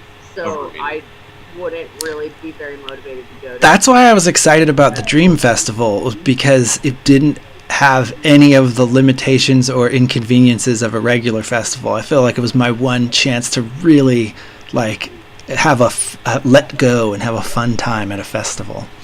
For everyone who's watching that doesn't know about this, Brian Nicholson decided a couple of months ago, weeks or so, that there should be a festival during COVID times that occurred entirely in people's dreams, and that he'd make a flyer and then you'd put it under your pillow on the same night and we'd all go. And I'm really excited. I hope they happen more regularly. And Mount Erie played. What a coup. I know, that was funny. Oh, I saw that on The the flyer. conversation got derailed very quickly by people who were taking it way too seriously. Yeah, but that's Yeah, good. Brian was texting me about how depressed the thread was making him. Yeah. I'm really upset about this. It's making me really mad and sad. You can tell that just from his responses to it. He's just like, "God damn it, you guys!" Like, They're so He's grumpy. like, I'm trying really hard not to display how actually mad this is making me. I don't know if anyone remembers this. Connor, I think maybe you would remember this. There was like a group slumber party at the Bell Foundry, maybe like I a booked long that. time ago. Sorry? I booked that. You booked that. Okay. I remember, like, what was that guy's name? Ray Yeah. Roy? Rob Roy? Ray Roy. Ray Roy. Ray Roy. I think, yeah. So, like, so I was there. I was, like, sleeping with, like, 100 other people if you weren't there at, like, in the Bell Foundry. And the idea was we were all sleeping in the same room and that there would be, like, different ambient effects throughout the night and people, like, dancing around like fairies throughout the whole time. And the idea is like, go to sleep as soundly as you can so you're all like dreaming together. But I think no one could actually sleep because it was too distracting. Yeah. Too many. I slept deeply and didn't dream. And you awoke in a forest of strange morning wood. Well, I awoke to a elderly hippie, very pretty lady spraying rose water in my face and then placing a strawberry on my lips. Right. Oh my god. Yeah, it didn't work. And then we went across the street into years ago. I had been held up at gunpoint, and we did chakra yoga shit. Mm-hmm. What a time. To cleanse the stain on the earth from that crime. That's right. What, in that little park? You got stuck up in that little park once? Yeah. On Thanksgiving. That sucked. At the time that you It were was- I used to live right up. I got him to give me my receipts back because he was like, "Give me your money," and I took my money out. It was just in a wad with all these receipts, and I gave it to him. And I was like, "Can I have those receipts back?" Did he give them back? Yeah, he gave them back. He was like, "Where's your fucking wallet?" I'm like, "Oh, there's nothing in that." And I showed that to him. And then he said, "Okay, fuck off." I was like, "Happy Thanksgiving." I said, "Fuck you."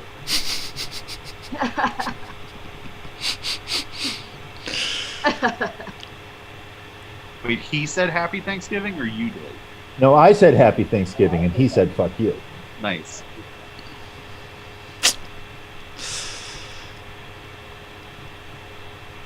It was a good time. Everybody had a fun time. I feel like when you told me the story about that, you said that you didn't realize you were screaming until he said stop screaming, and then you realized like you had been screaming, like just like ah, and not knowing it. I was just like ah. And he said, "Shut up." And I was like, "Oh, you're right." I had this vision in my head of you going ah, until he was like stop. Like, oh. No, it was like a cartoonish, like ah.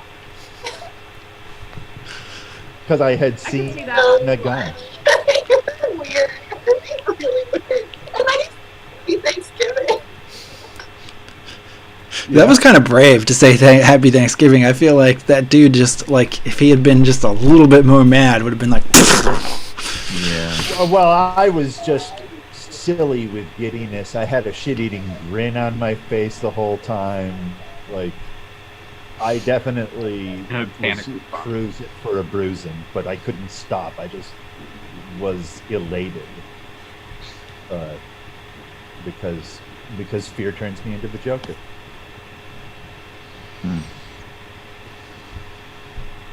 What doesn't turn you into the Joker these days? Exactly. That's right.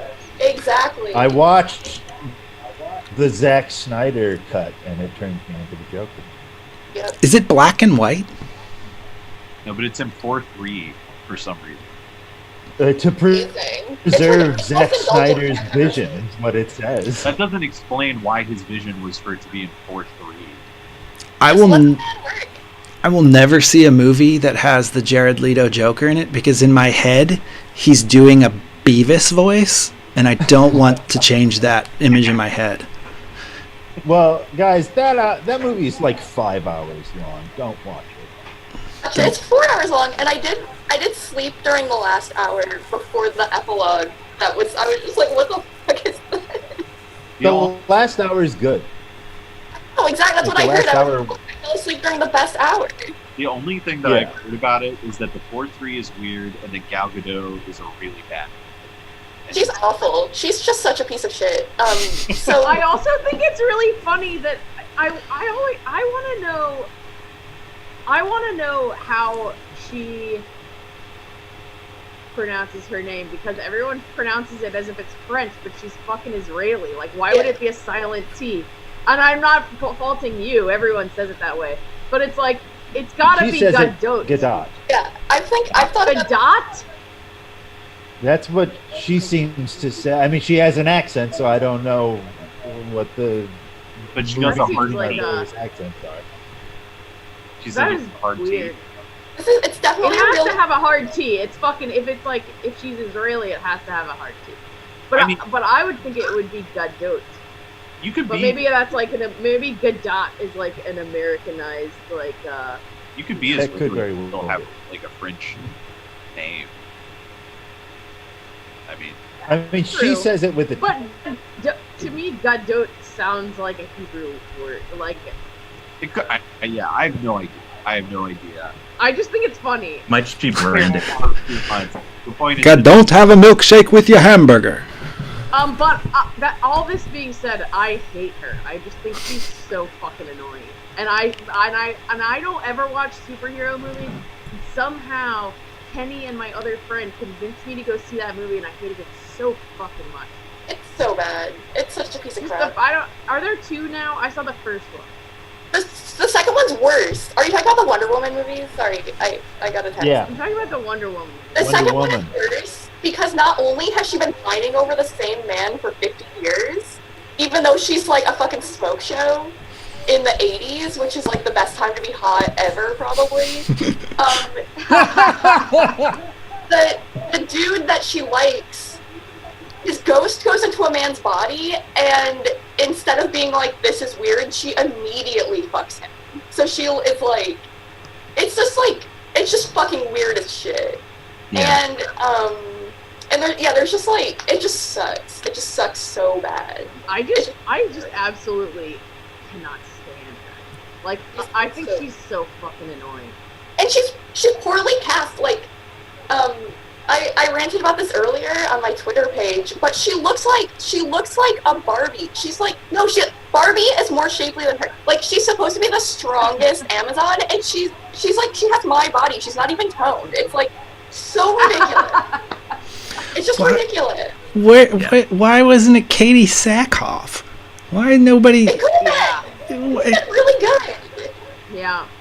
That's who I want to see. That's why she was cast, because she's hot and she has dark and because hair. she did Krav Maga on a producer until he said she could have a job. She probably also she probably also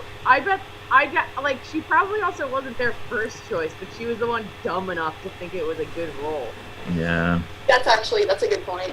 That movie sucks ass. So And bad. she is dumb. So I mean, these these are two together. also movies. These are movies where at every point of the way, when there's a decision to be made, they make the wrong decision. Yeah. So it's not like how did they fuck this one up? It's like follows suit that Exactly. they made a mistake. it was Exactly. bad from the jump. Garbage movie. Yeah. A garbage movie. What makes it all the worse is when you consider that like Wonder Woman is supposed to be like a hero for like little girls or something. Like, And they do that in such a corny way too. And Like, this is like in Justice League, this is there's this like for some reason there's a troop of schoolgirls visiting a bank. I don't know why. And like she saves them and the other people, and then one of the schoolgirls goes, "Can I be like you when I grow up?"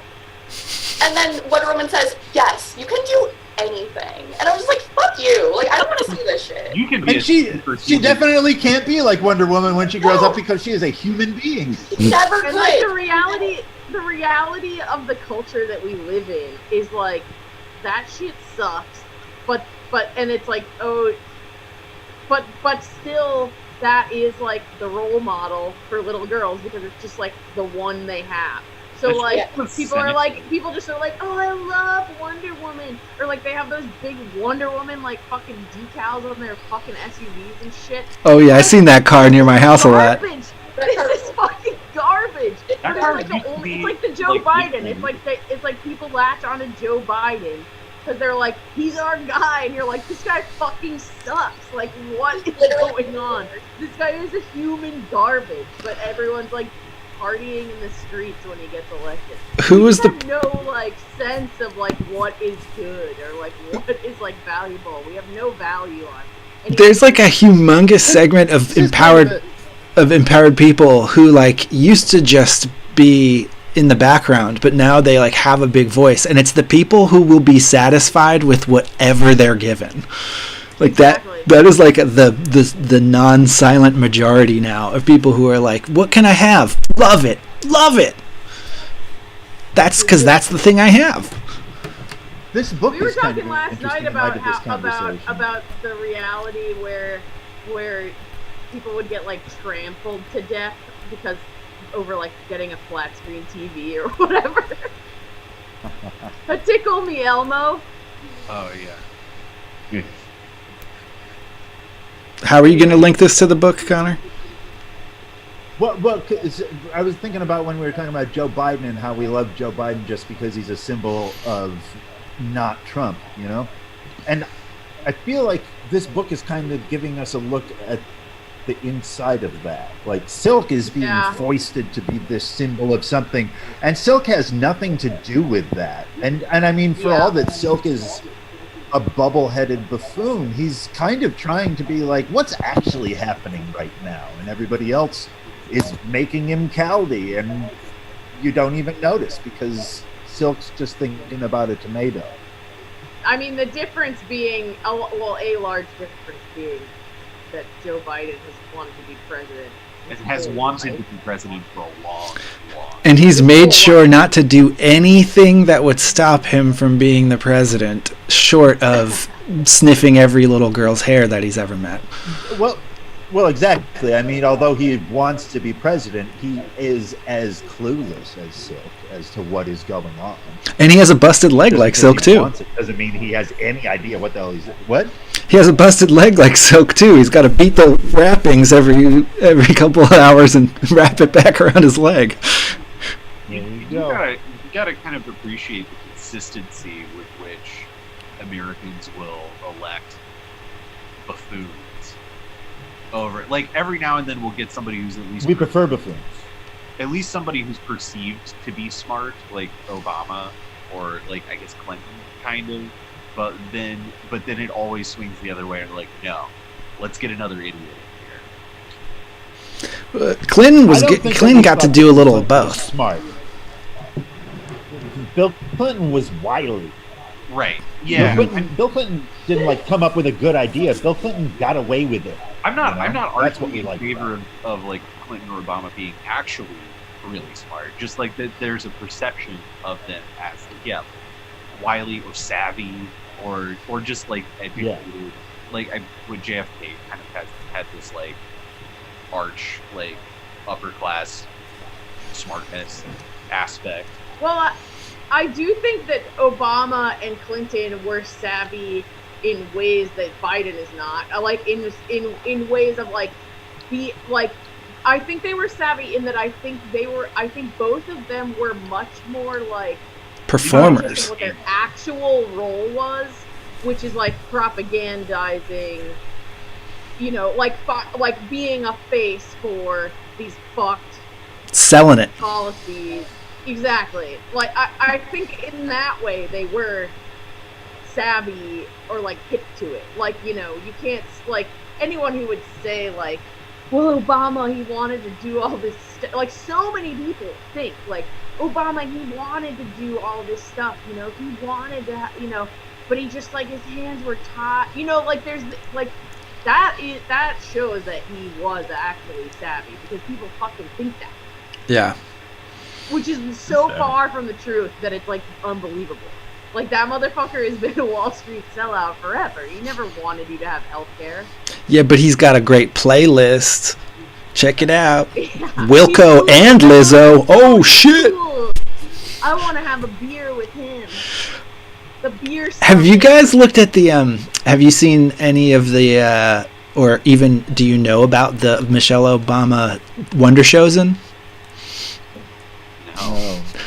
So Michelle, like, you know, they've got this Netflix deal and they're developing whatever that means, you know, like hand picking people to create shows. But Michelle Obama's actually on the show. It's for children and it's primarily focused on food. But like the preview I saw, it looks. Oh, that's a thing. If you watched it with mute on mute, you'd think it was maybe like a sophisticated Wonder Chosen. It has like the aesthetics of Wonder Chosen. Like her interacting with like a bunch of different silly puppets in different places. But I gotta say, like, for them to pop out with the first thing being a show for children is so on point because it's uncriticizable. You can't like, if you say, oh, that show sucks, well, it's for kids. Like, good on her for, like, I feel like zeroing in on a way to push the brand without having any possible blowback. Oh, the Obamas are I do think that they're incredibly smart. I mean, they're evil. That's what they are. It's called evil. They're evil. And They're not- I admire that. They're not what? They're not wise. No, they're not. No. They're Right. much too We modern. don't. they're shrewd. Shrewd. Yeah, all of. We would never pick a president that we think of as wise. I don't think we don't trust that in this country. Yeah, it's because we trust keep on putting the like law. cleverness. It's not admirable. It's just it's low still. We want a low intelligence, not. I can't believe the high-minded. fixation on lawyers, like making lawyers into our elected officials, because, like, I don't know. Right. I worked at a law school, and all of them are monsters. They're taught how Yeah. to be monsters. Their whole thing is selling their idea to you at any cost, like, Yeah. regardless of what the reality is. Yeah, Like, that's what a lawyer is And we're for just like arguing a focusing point on, like, regardless of how they act. Like, oh, they're the actual qualified merits. because they, like, know how the law works, but that's not. They know how to like fuck with the law. Yeah, that's why you learn how it works, is to get your way. Exactly, because being the president, the whole job of being the president is just doing a lot of illegal shit all the time. That's like the job description. Yeah. Just like do as much illegal shit as possible. You're not really in charge unless you can do illegal shit. If you can't do Now- illegal shit, you're not the one in charge. And that's why Now, it's also hilarious that people ever consider that, like, Trump would be prosecuted in any kind of way. The precedent is too dangerous. They're gonna go, because there's, like, they would never set the precedent that a president could be prosecuted or could be held accountable for anything. That's like the last thing anyone wants. Literally. No, There's no way. They gave us Now- those two fabulous show trials. And this ties back to the handling of real estate in this chapter here, as it's I was thinking described. about that too, actually. That relationship, right? Because you have people who, like, are criminals and they become rich, but then they also build up this little bit of a institution around them, right? And then they become involved with law. And so law not only isn't interested in, enforcing itself upon, rich lawbreakers, it's incapable of doing it because they're all tied up, and because of that institution that's created, right? Because Trump employs a shit ton of people, I assume, throughout all of his fucking shit. Bezos employs people. All of a sudden, you really can't do anything about that. You really can't, like, question or stop these corporations because they have too much power. Well, and everything on that level is all tied. It's kind of like, it's like how Remora lays out the whole thing with Blood owning the mansion or whatever. It's like, and Blood's like the crime boss or whatever, and then you have like the religion boss guy, and it's like, oh well, don't worry about it. We'll sort it out between ourselves. Like, we have an understanding. Like, this is not. Don't worry about it. Yeah. It makes me think too a lot about the understanding is that Quetzal can hypnotize people with his vampire eyes, right? Like, I got the impression that was what was more like the other two people are like, he is really overestimating the church, but really what he's talking about is that his boss has some freaky deaky power. Yeah. Correct. That makes sense. When I read it, I just read it as like, you know, he just wields a lot of power through coercion and influence. But yeah, I mean, literally can hypnotize people makes sense too. Yeah, the first time that you read it, you don't know that his boss is a vampire. So like you are in the same boat as Silk and Kypris. And the second time you feel dumb because they fucking say the first time you hear about him, yeah, he only drinks blood and air. He doesn't need anything else. Weird, huh? There are people like that, though. You know, just like iced coffee and Xanax or whatever. You know. Gal Gadot. I only drink a Coke Zero, and I don't eat any food. Exactly. Oh, I was gonna say one thing about lawyers and they're investigating the Mosbys now. We're about to have that fun show again. The same state's attorney that did the Healthy Holly prosecution is going on the Mosbys now, and it seems like just a matter of time. That's relevant to this conversation. They're small fry though. Yeah, but they want to be big. They're trying to be big fry. They're making a big play. That's why they're gonna get capped now. Yeah, it's gonna be cool to see it. It's like who's behind these prosecutions? You know, like obviously someone is behind the prosecution because if anyone, this goes back to what I was saying earlier. If anyone gave a shit, right, about any of this, right, everyone like throughout like government and business and the boards of like local institutions, they're all part of all this crap. Well, my theory. I really thought you were gonna say the board. I thought that too. It made sense. My suspicion would be that you have like a regular killing of the king where when somebody fucks up their grifting and it's like a little too blatant, then it's time. It's like now we gotta cut. Sacrifice. Yeah, you're like the sick one in the pack. We gotta throw you out to the dogs so that people know that we're not corrupt.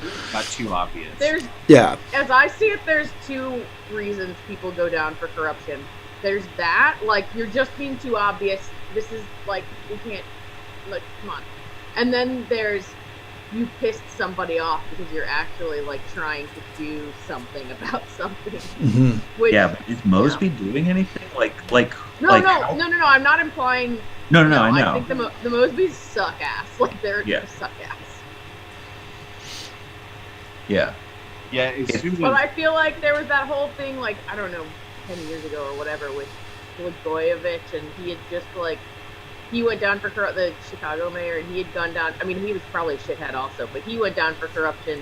But it was right after he had it was after the mortgage crisis, and then he had there was something where he had told Bank of America basically that they could fuck off. Like he kind of gave it to one of the big banks. Like the city wasn't gonna do because of their hand in the mortgage crisis or something. Like the city wasn't gonna do business with Bank of America anymore or something. There was some big high level banking shit involved. And then next thing you know, he's getting kicked out. But I think there's and that also is good PR because that also can be used as see, we don't tolerate corruption. If anytime you do that, you can just be see, we don't tolerate corruption. Yeah, this is what corruption looks like. Like when they fucking put Lula in prison. Right. But yeah, this is the world that Remora swims in. This is why Remora doesn't have to care what Silk was doing with a woman. He's just like, I got him, Silk, with the woman. I know that it happened. Yeah. Well, it's funny in local politics Twitter when I read about I haven't been on in a while, but when I read city councilmen's tweets, that there's this really interesting attitude that they didn't even really try to hide, where it's city government is really complicated and you have to really be about this life to understand it. So when people criticize us, they're not about this life. They don't get it. You don't know how any of this works. So you get this nice complete armor against anyone's opinion on you that isn't like someone that has something to offer you or somebody in your way professionally. And it's cool how it's all wrapped up in like really arbitrary rituals in like the court and in the, you know, the representative houses, where there's just so much garbage bullshit with only the purpose of making it like impenetrable for anyone who doesn't sacrifice their entire humanity to that system. I am That's the case with all satisfied. professions. That's what guilds are all about. That's why we have jargon, like legalese, and you know, the crazy talk of doctors is just to make it so other people can't know what you're talking about. I think that's a modernization of guilds. I think that there's a good guilds like the Torturers Guild that goes way back, that ends up getting industrialized and turned into the like the hoodoo. All guilds have the secrets of the guilds that they keep to themselves. Yeah, trade And that makes it so that you need that profession. If everybody could learn the skills themselves, then they don't need the profession. So part of the guarantee of the guild is to keep the secrets of the guild so that other people can't do it DIY.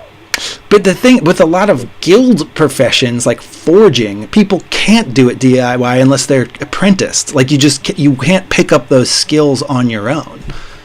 Like I think a lot of the like old guilds are about preserving knowledge that's necessary to pass on, which I don't think is the same as like investing.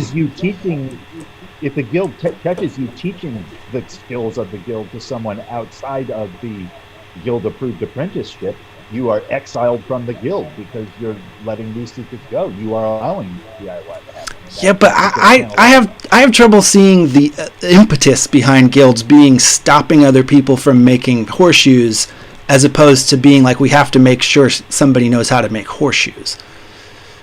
I think they turn into them. It's a balance of all of those things. Yeah. I don't think those things are mutually exclusive. What the Mason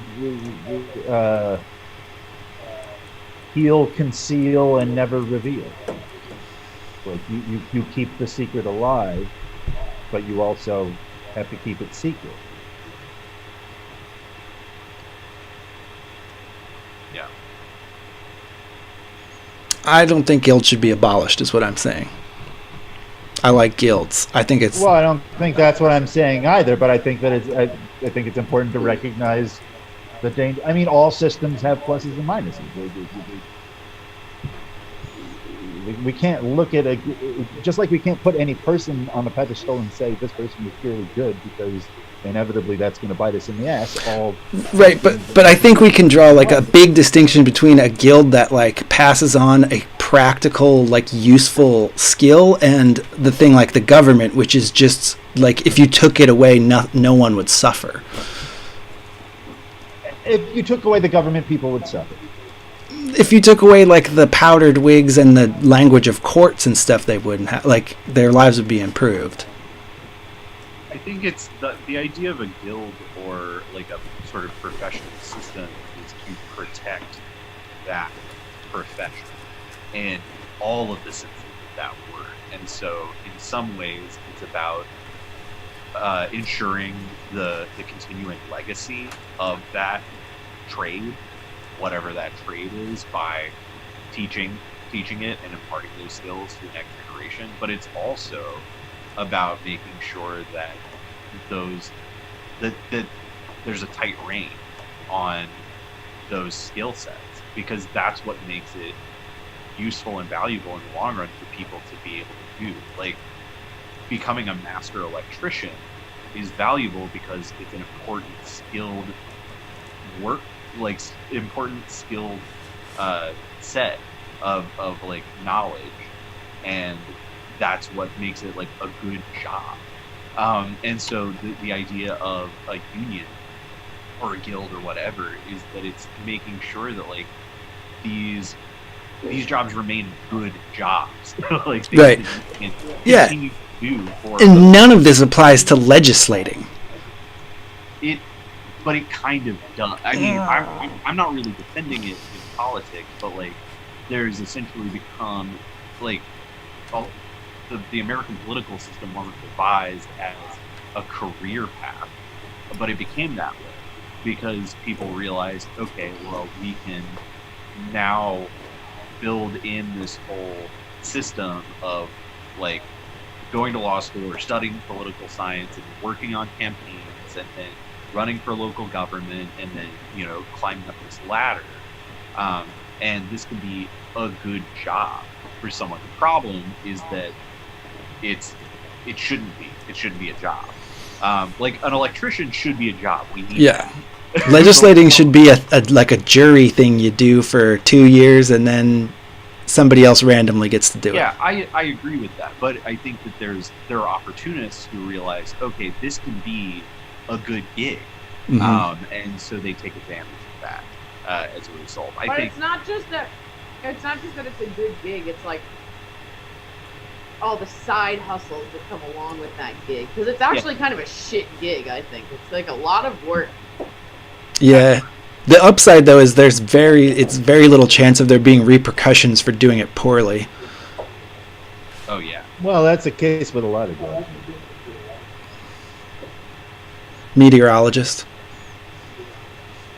Right. I mean, any office job. It's not a science. Which also we should Any recognize job. that working in government is now just working in a call center.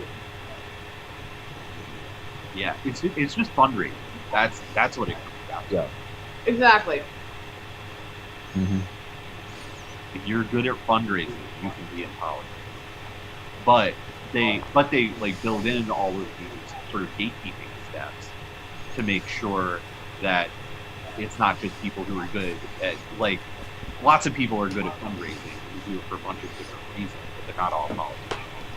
And so if you build in all of these steps where like you have to do this amount of education, this amount of labor, this amount of free labor for other politicians, like you got to grease the palms and rub the elbows, and they make sure that you're doing that before you get to the thing where you're really just being fundraising. Yeah, and so all the people who have all those criteria are who? People who are wealthy from families of other politicians. Yeah, and so then it becomes dynastic, and you get these full political legacies, and because they know they worked it out, they cracked that code, and now they can kind of usher their kids through it as quickly and easily as possible. And then people are you just are a better fundraiser because you're last in or whatever.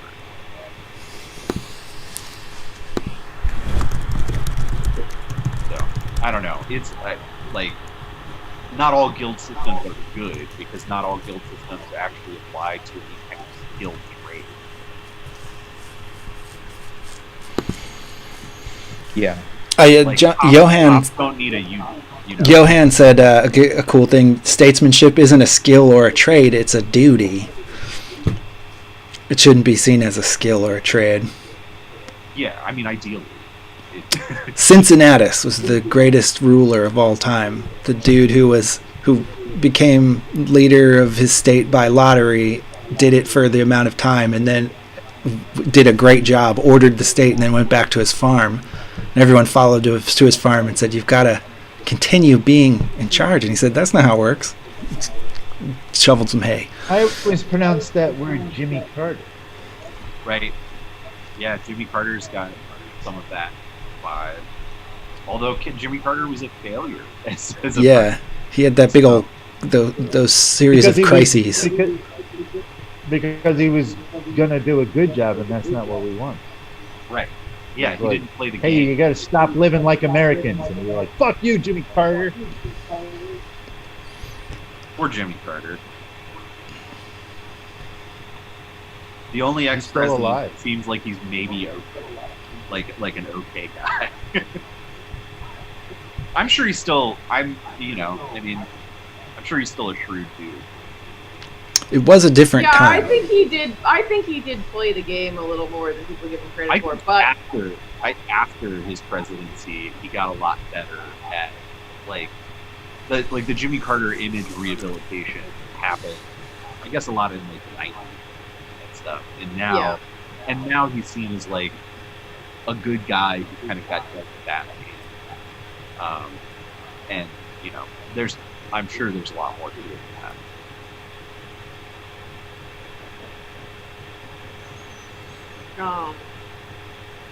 Anyway,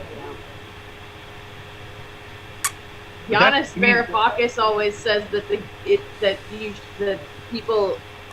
people should only have political office who like really don't want it. Yeah. Like everyone in charge should be people who like really don't want. Like if you want to be a politician, you're a psychopath. Yeah. So like we should elect people who like really don't want to be there. I think we can really see that sentiment in Wolfe's writing too. I mean, Yeah. like Severian, this idea of the autarch is somebody who's not like they're not born, they're chosen, and it ends up happening kind of whether they like it or not, and then they also have to kind of assimilate all the knowledge of these previous generations of kind of everybody, like they're truly becoming this kind of like concentration point of humanity, and that's the only thing that gives them any kind of credibility as a ruler. And I think, like Silk kind of being pushed into this leadership role, like we've seen that happen here too, where it's like he has no real interest or knowledge about it. It's just happening because people believe it. And that kind of reluctance as a leader actually makes him a better leader. Although I guess he ultimately ends up not being that good. Herbert talks about this in Children of Dune when he has Leto say, "My skin is not my own," as he is transforming from being an actual human being into the worm, which is the head of all humans. And he's realizing, like the golden path, what made it so that my father couldn't go through with becoming the ultimate ruler is you're no longer a person, you don't belong to yourself.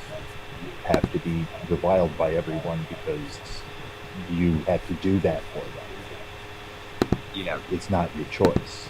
If you are aware of it enough to do it, then you don't get to choose not to do it, even though it sucks. And that's a true ruler. It's also what Graves talks about as the hero. The hero is the person that sees the way the rules need to be broken. I was thinking about this earlier. The hero sees the way rules need to be broken, steps up to the plate and breaks the rules on behalf of everyone, and then also suffers the consequences of that. And that's where Donald Trump fails at being a hero, is he doesn't ever suffer consequences. I have another good quote that I like by some 18th century royalist Rivarol. Said, "The absolute ruler may be a Nero, but he's sometimes a Titus or Marcus Aurelius. The people is often Nero and never Marcus Aurelius." Yeah. A good anti-democracy quote.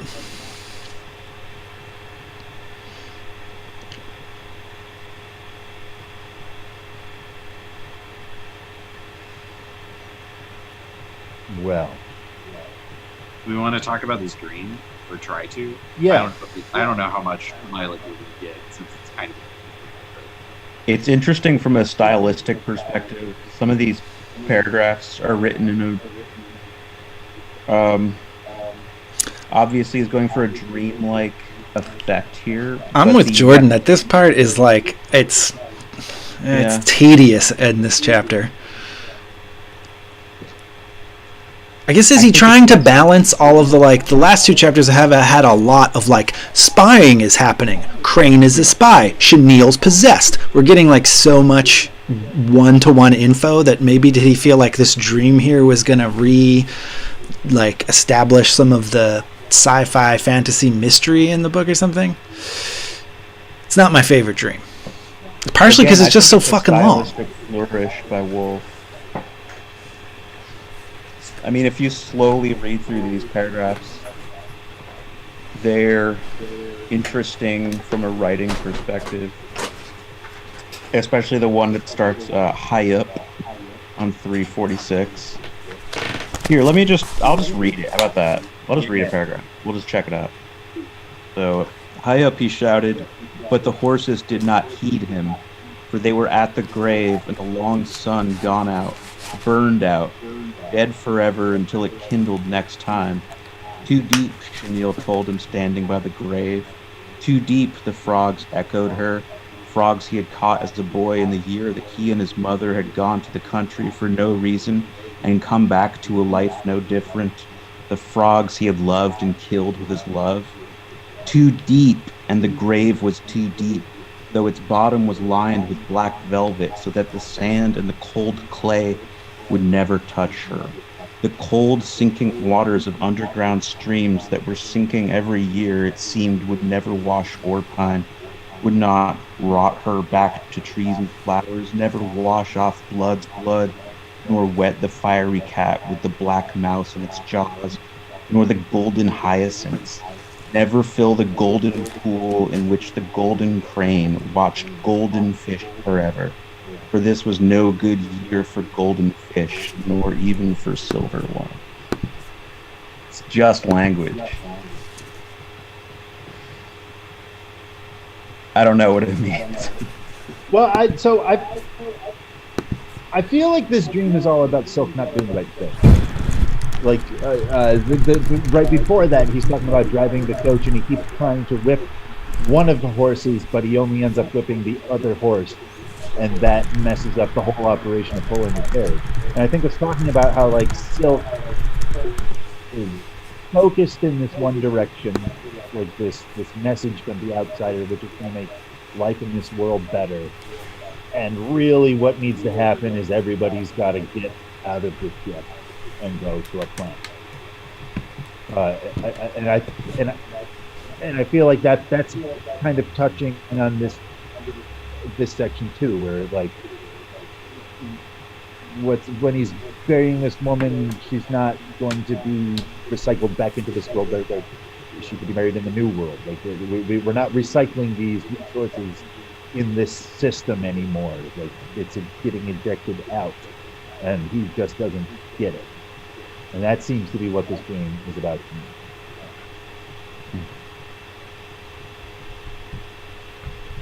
That's why, like, you look down the bottom of the grave and you see the outside. And it's why none of these things will ever touch her, because she's going outside.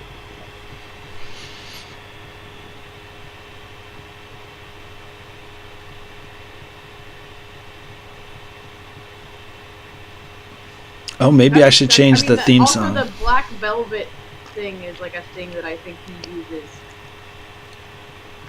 when he talks about, you know, the galaxies underneath the ground or whatever. Mm-hmm.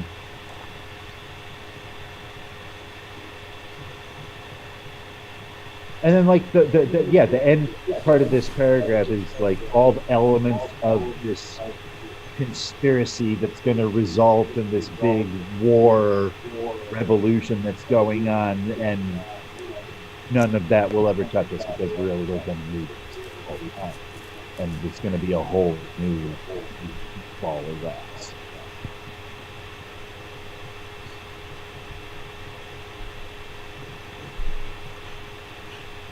I mean, maybe I'm projecting too much onto it. Be my guest, please project on that boring fucking dream. Yeah. Okay. I mean, I think that's why there's also all this death imagery in this. Death as a huge change, you know, a world change. It's the death of this world, not of the people in it.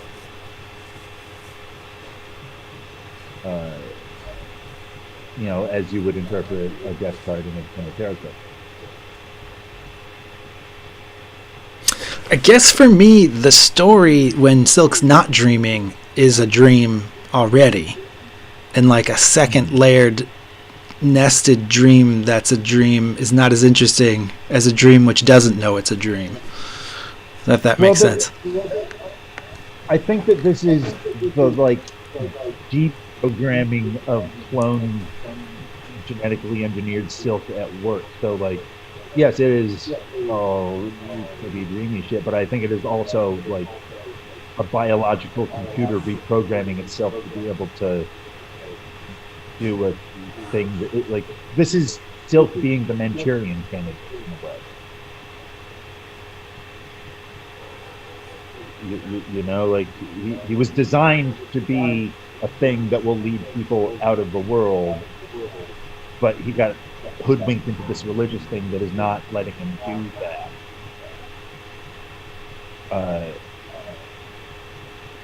So this is the plan of Pos trying to course correct from Silk's misguided faith in the tapestry of the trappings of the plan Pos. So there is a practical value to this book. It's interesting that Silk I feel like I've lost everything. ties death to leaving the world.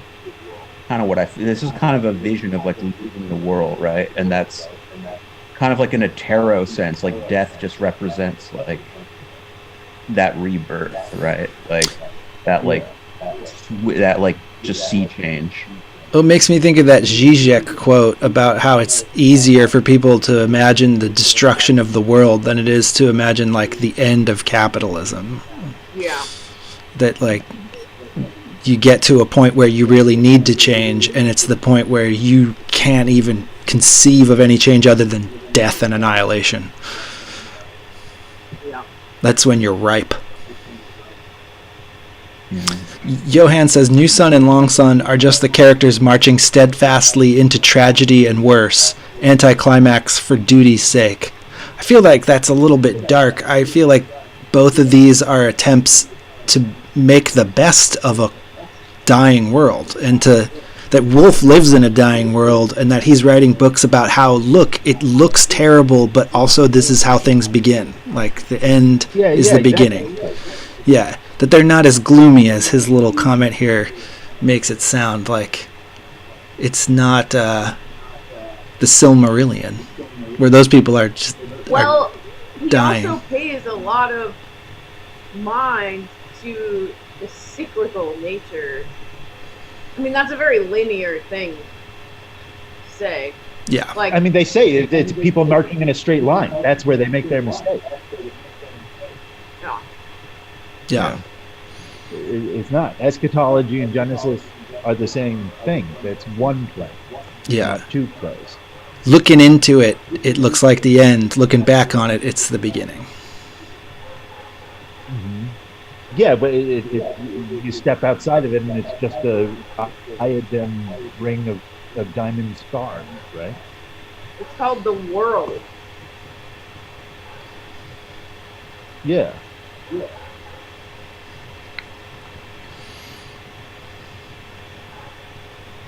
Like the Jacob's Ladder quotes Eckhart Tolle or something about like the demons that are pulling you apart in hell are suddenly revealed to be angels that are pulling off your shackles so you can get to heaven.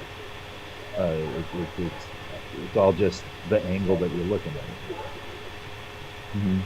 or like the great semisonic lyric. Every new beginning is some other beginning's end.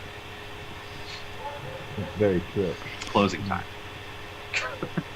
Which is appropriate for this hour of this show. Yeah. The best time I ever encountered that semisonic song was, I think it was like the first time I ever went to California as an adult on my own. And my friend Richie, who was from there, took me to this place that was like some rocks in LA that are like out on the ocean. And he was like, look at these things. And they're these little tiny guys stuck to the rock that are like really small. And you touch them and they go, I don't know what they are, like lichens or something. And he started touching all of them, and they're all like, closing up. And he just starts going, closing time, time for you to, he's singing it while he closes every single little lichen on the rock. And every time I hear that song, I think about him doing that. Like, he wasn't even like singing it to me. He was singing it just to touch the things. It was beautiful. It's wonderful. Oh, okay, some more Johan. What I'm seeing right now is that even though there's a cyclical nature, the march towards death is still a personal, atomic thing that the characters are always dealing with and is occurring I was literally. gonna say, like, the birth of the new world will still be, like, fucking shitty for the people who live in the dying. Like, we can still be fucking Yeah. Yeah. We should be. Yeah. So it's sad. And I think you have to be a kind of a psycho Silk or Severian to see it any other way. Ted Kaczynski. You have to be a Ted Kaczynski level genius to plan such a thing. Has anyone watched the documentary about him on Netflix? I'm afraid. I don't want to see an unsympathetic portrait of him. Good luck. I will. So no one watched it. No one else wants to see one either.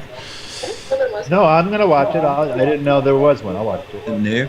It's called Unabomber in his own words. I don't know how new it is. I actually think I'm not going to watch any Netflix documentaries like ever in my life, to be honest. But I would be interested to know what it's like from someone else. Yeah, I'm Oh, in the no. same exact position as you. I'll report back. I liked the one on the Night Stalker. I guess I like the ones that are about like serial killers, because I'm not invested in them in any way.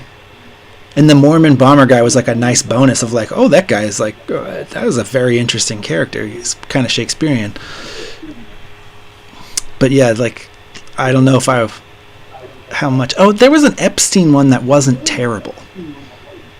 It was classy, and they did just enough of like, yeah, this was something we don't know exactly, but we don't have proof of that, so we'll talk about what we do have proof of. But they never like attempted to negate any of the obviously conspiratorial aspects of his story,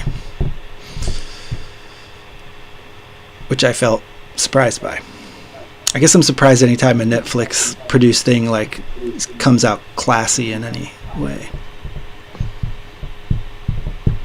Oh, jet fuel don't melt Pepsi. He's chilling with Andy Kaufman right That now, didn't work, I guess. Oh, smoking cigars in Puerto Vallarta. with the aluminum. Well, maybe we wrapped right on time.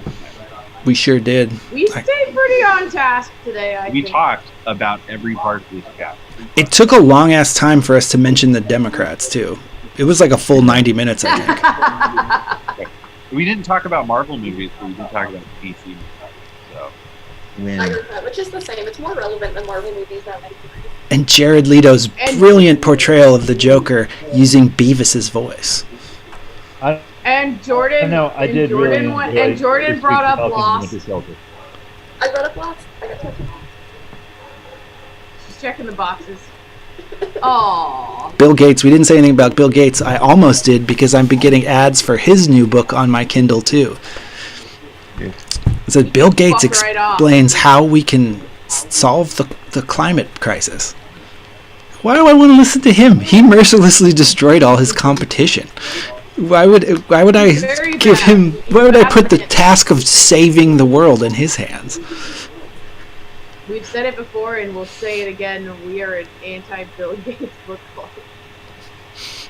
I would even say that he is one of our primary antagonists. yeah, Yeah. I think Bill Gates and the Disney Corporation. Oh yeah, I don't like Disney. They're on our shit list. And Mark Aramini. Aramini. Although He was I being might be elevating him more than. I see it like us having like a Rocky 1 and 2 thing with Aramini, where like he's the primary villain in or like Loki, I guess, primary villain in the first movie, but then he's like this guy you love to hate who helps us in all the movies after that. He posted something for me on Facebook where we were talking saw about. Did anyone see this? No. I did. How the Cheyennes aren't meant to stand in for Asians, and that Wolfe actually talked about that in the interview. And I was like, does anyone have like a reference to that interview? And Aramini posted that. And it was pretty illuminating. Wolfe claims they are stand-in for like North Americans. That makes sense. I mean, That's us. Yeah. it's a stand-in for a certain type of attitude and a certain type of like thought, a certain like kind of person more than like literally like North Americans or Asian. You know what I mean? Yeah. Well, I think that's like I think that it's easy to see that, like, America is like kind of the new Rome sort of thing. I think that's the Ashans definitely have a very like that kind of vibe. This like empire built on conformity. Which is interesting in the time of COVID. I heard they're having like riots in Europe now against the lockdowns. There's a big one in Switzerland and Berlin, Germany. They're having them. And like the ones that we think of like the most straight-laced and like told us to do all the rules and like everyone told us to. So that's interesting. Yeah, I would love to.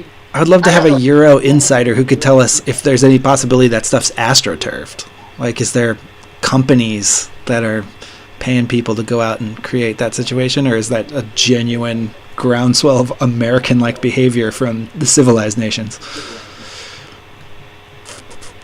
Also, there's a plague of mice in Australia. Oh, well, that makes sense. Because they got rid of all their fucking cats. Oh, they did? You're not allowed to have outdoor cats, or like you can't get cats now. Oh, wow. Well, that's really coming back to bite them in the ass, because apparently the mice problem is, like, biblical right now in Australia. Damn. Well, speaking of plagues, That's really the funny. cicadas coming. Oh, yeah, the cicadas! I can't wait! I It's love gonna be them. good. I remember the last one. It was awesome. It was so awesome.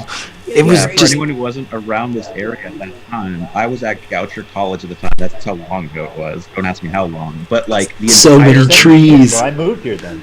the entire earth was 17 carpeted years. with cicadas. Oh, man, it was... Yeah, if you go to a place that has as many trees as Goucher, it's so nuts. The noise is Awesome. deafening. Yeah, it's like it's a plague. Like you feel like you're in the Bible and the world is ending.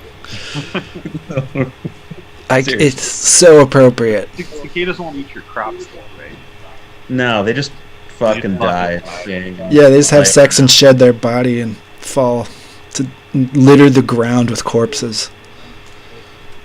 Fun, good time. Yeah, it's some sci-fi shit for real. You can eat them. Yeah, and you can eat them. Kenny was talking about when he was all crust punk and doing the AT, and he fried up some cicadas. Did he Not say? any bugs? Did he say they were good? I can't remember. I was just because I was the whole time he was talking, I was trying to decide if he was bullshitting or not. Yeah. One of the best. So I don't sources of really remember the protein in details. world is cockroach milk. Well, my cats. Cockroach What did you say? Yeah, cockroach milk is some of the most nutritious milk and substance you can possibly eat. They come out of their tits? Ground up. No, they don't have tits. I think it's like almond milk, where it's just like ground up with water, right? You I think press they produce it. cockroaches? Not milk. I don't know. I can only imagine that cockroach milk would taste like a cigarette butt. All the renewable protein thing, like it's just got a branding problem, and you just got to work out a way to market it where it's not bugs. They need to get a you little have bit to- less yeah, you have emphasis to- on the roach and a little more on the cock, perhaps. Well, you have to rename the bug like they do anytime they want to market a fish that's like not considered like edible or whatever. They just like rename it mahi or whatever. Yeah. Well, it's Well, weird 'cause mahi when you're mahi selling a original. phone, you market it as a bug, like a cricket. But when you're selling a bug, you have to market it as something else. A Samsung. A phone. Yeah, Samsung. Get your Samsung. Ma They Bell. call it Samsung. Samsung bill. I just googled it too. Some cockroaches produce milk.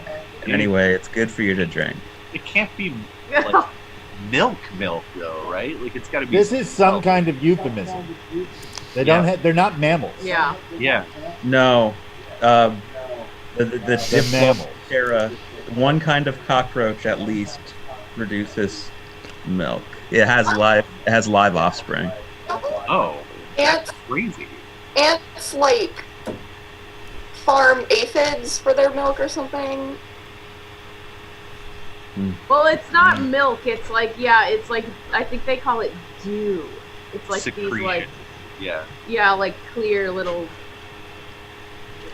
Man, God bless the creature that's doing anything with aphids. God, you must have to work in such tonnage quantities to get anything good. I don't know if it's aphids. I don't know. Maybe it's not real. I don't remember. I think No, ants definitely do that kind of shit. whoever figured out how to market silk, like whoever figured out like the silk thing, that's what they need to look at for bug milk. And The perfect It thing was for the silk. Chinese. Wonderful way of bringing that back around. silk, yeah. It's like a fucking episode of Seinfeld right now. All right. Ba-doom. All right, so we're gonna do 2 weeks. 2 weeks, chapter 2 5. weeks. Chapter 5, 2 weeks. That will be April 4th. April. Ooh. Yeah, it will be in April. Oof. Be All right. careful, everybody. Flying by. Yeah, be careful. There's a third wave coming. Grab your surfboard. April's the cruelest month. April's the coolest month. April's the coolest month. April's my birthday month, so I can Ooh. have my second COVID birthday. I only That- had Yeah, one We're COVID coming birthday. around for round 2. I'll be Yep. back in Philly, so maybe I'll have like a tiny party. All right. All right. Bye, everybody. Bye. All right. Bye. Bye. Bye. Bye. Bye.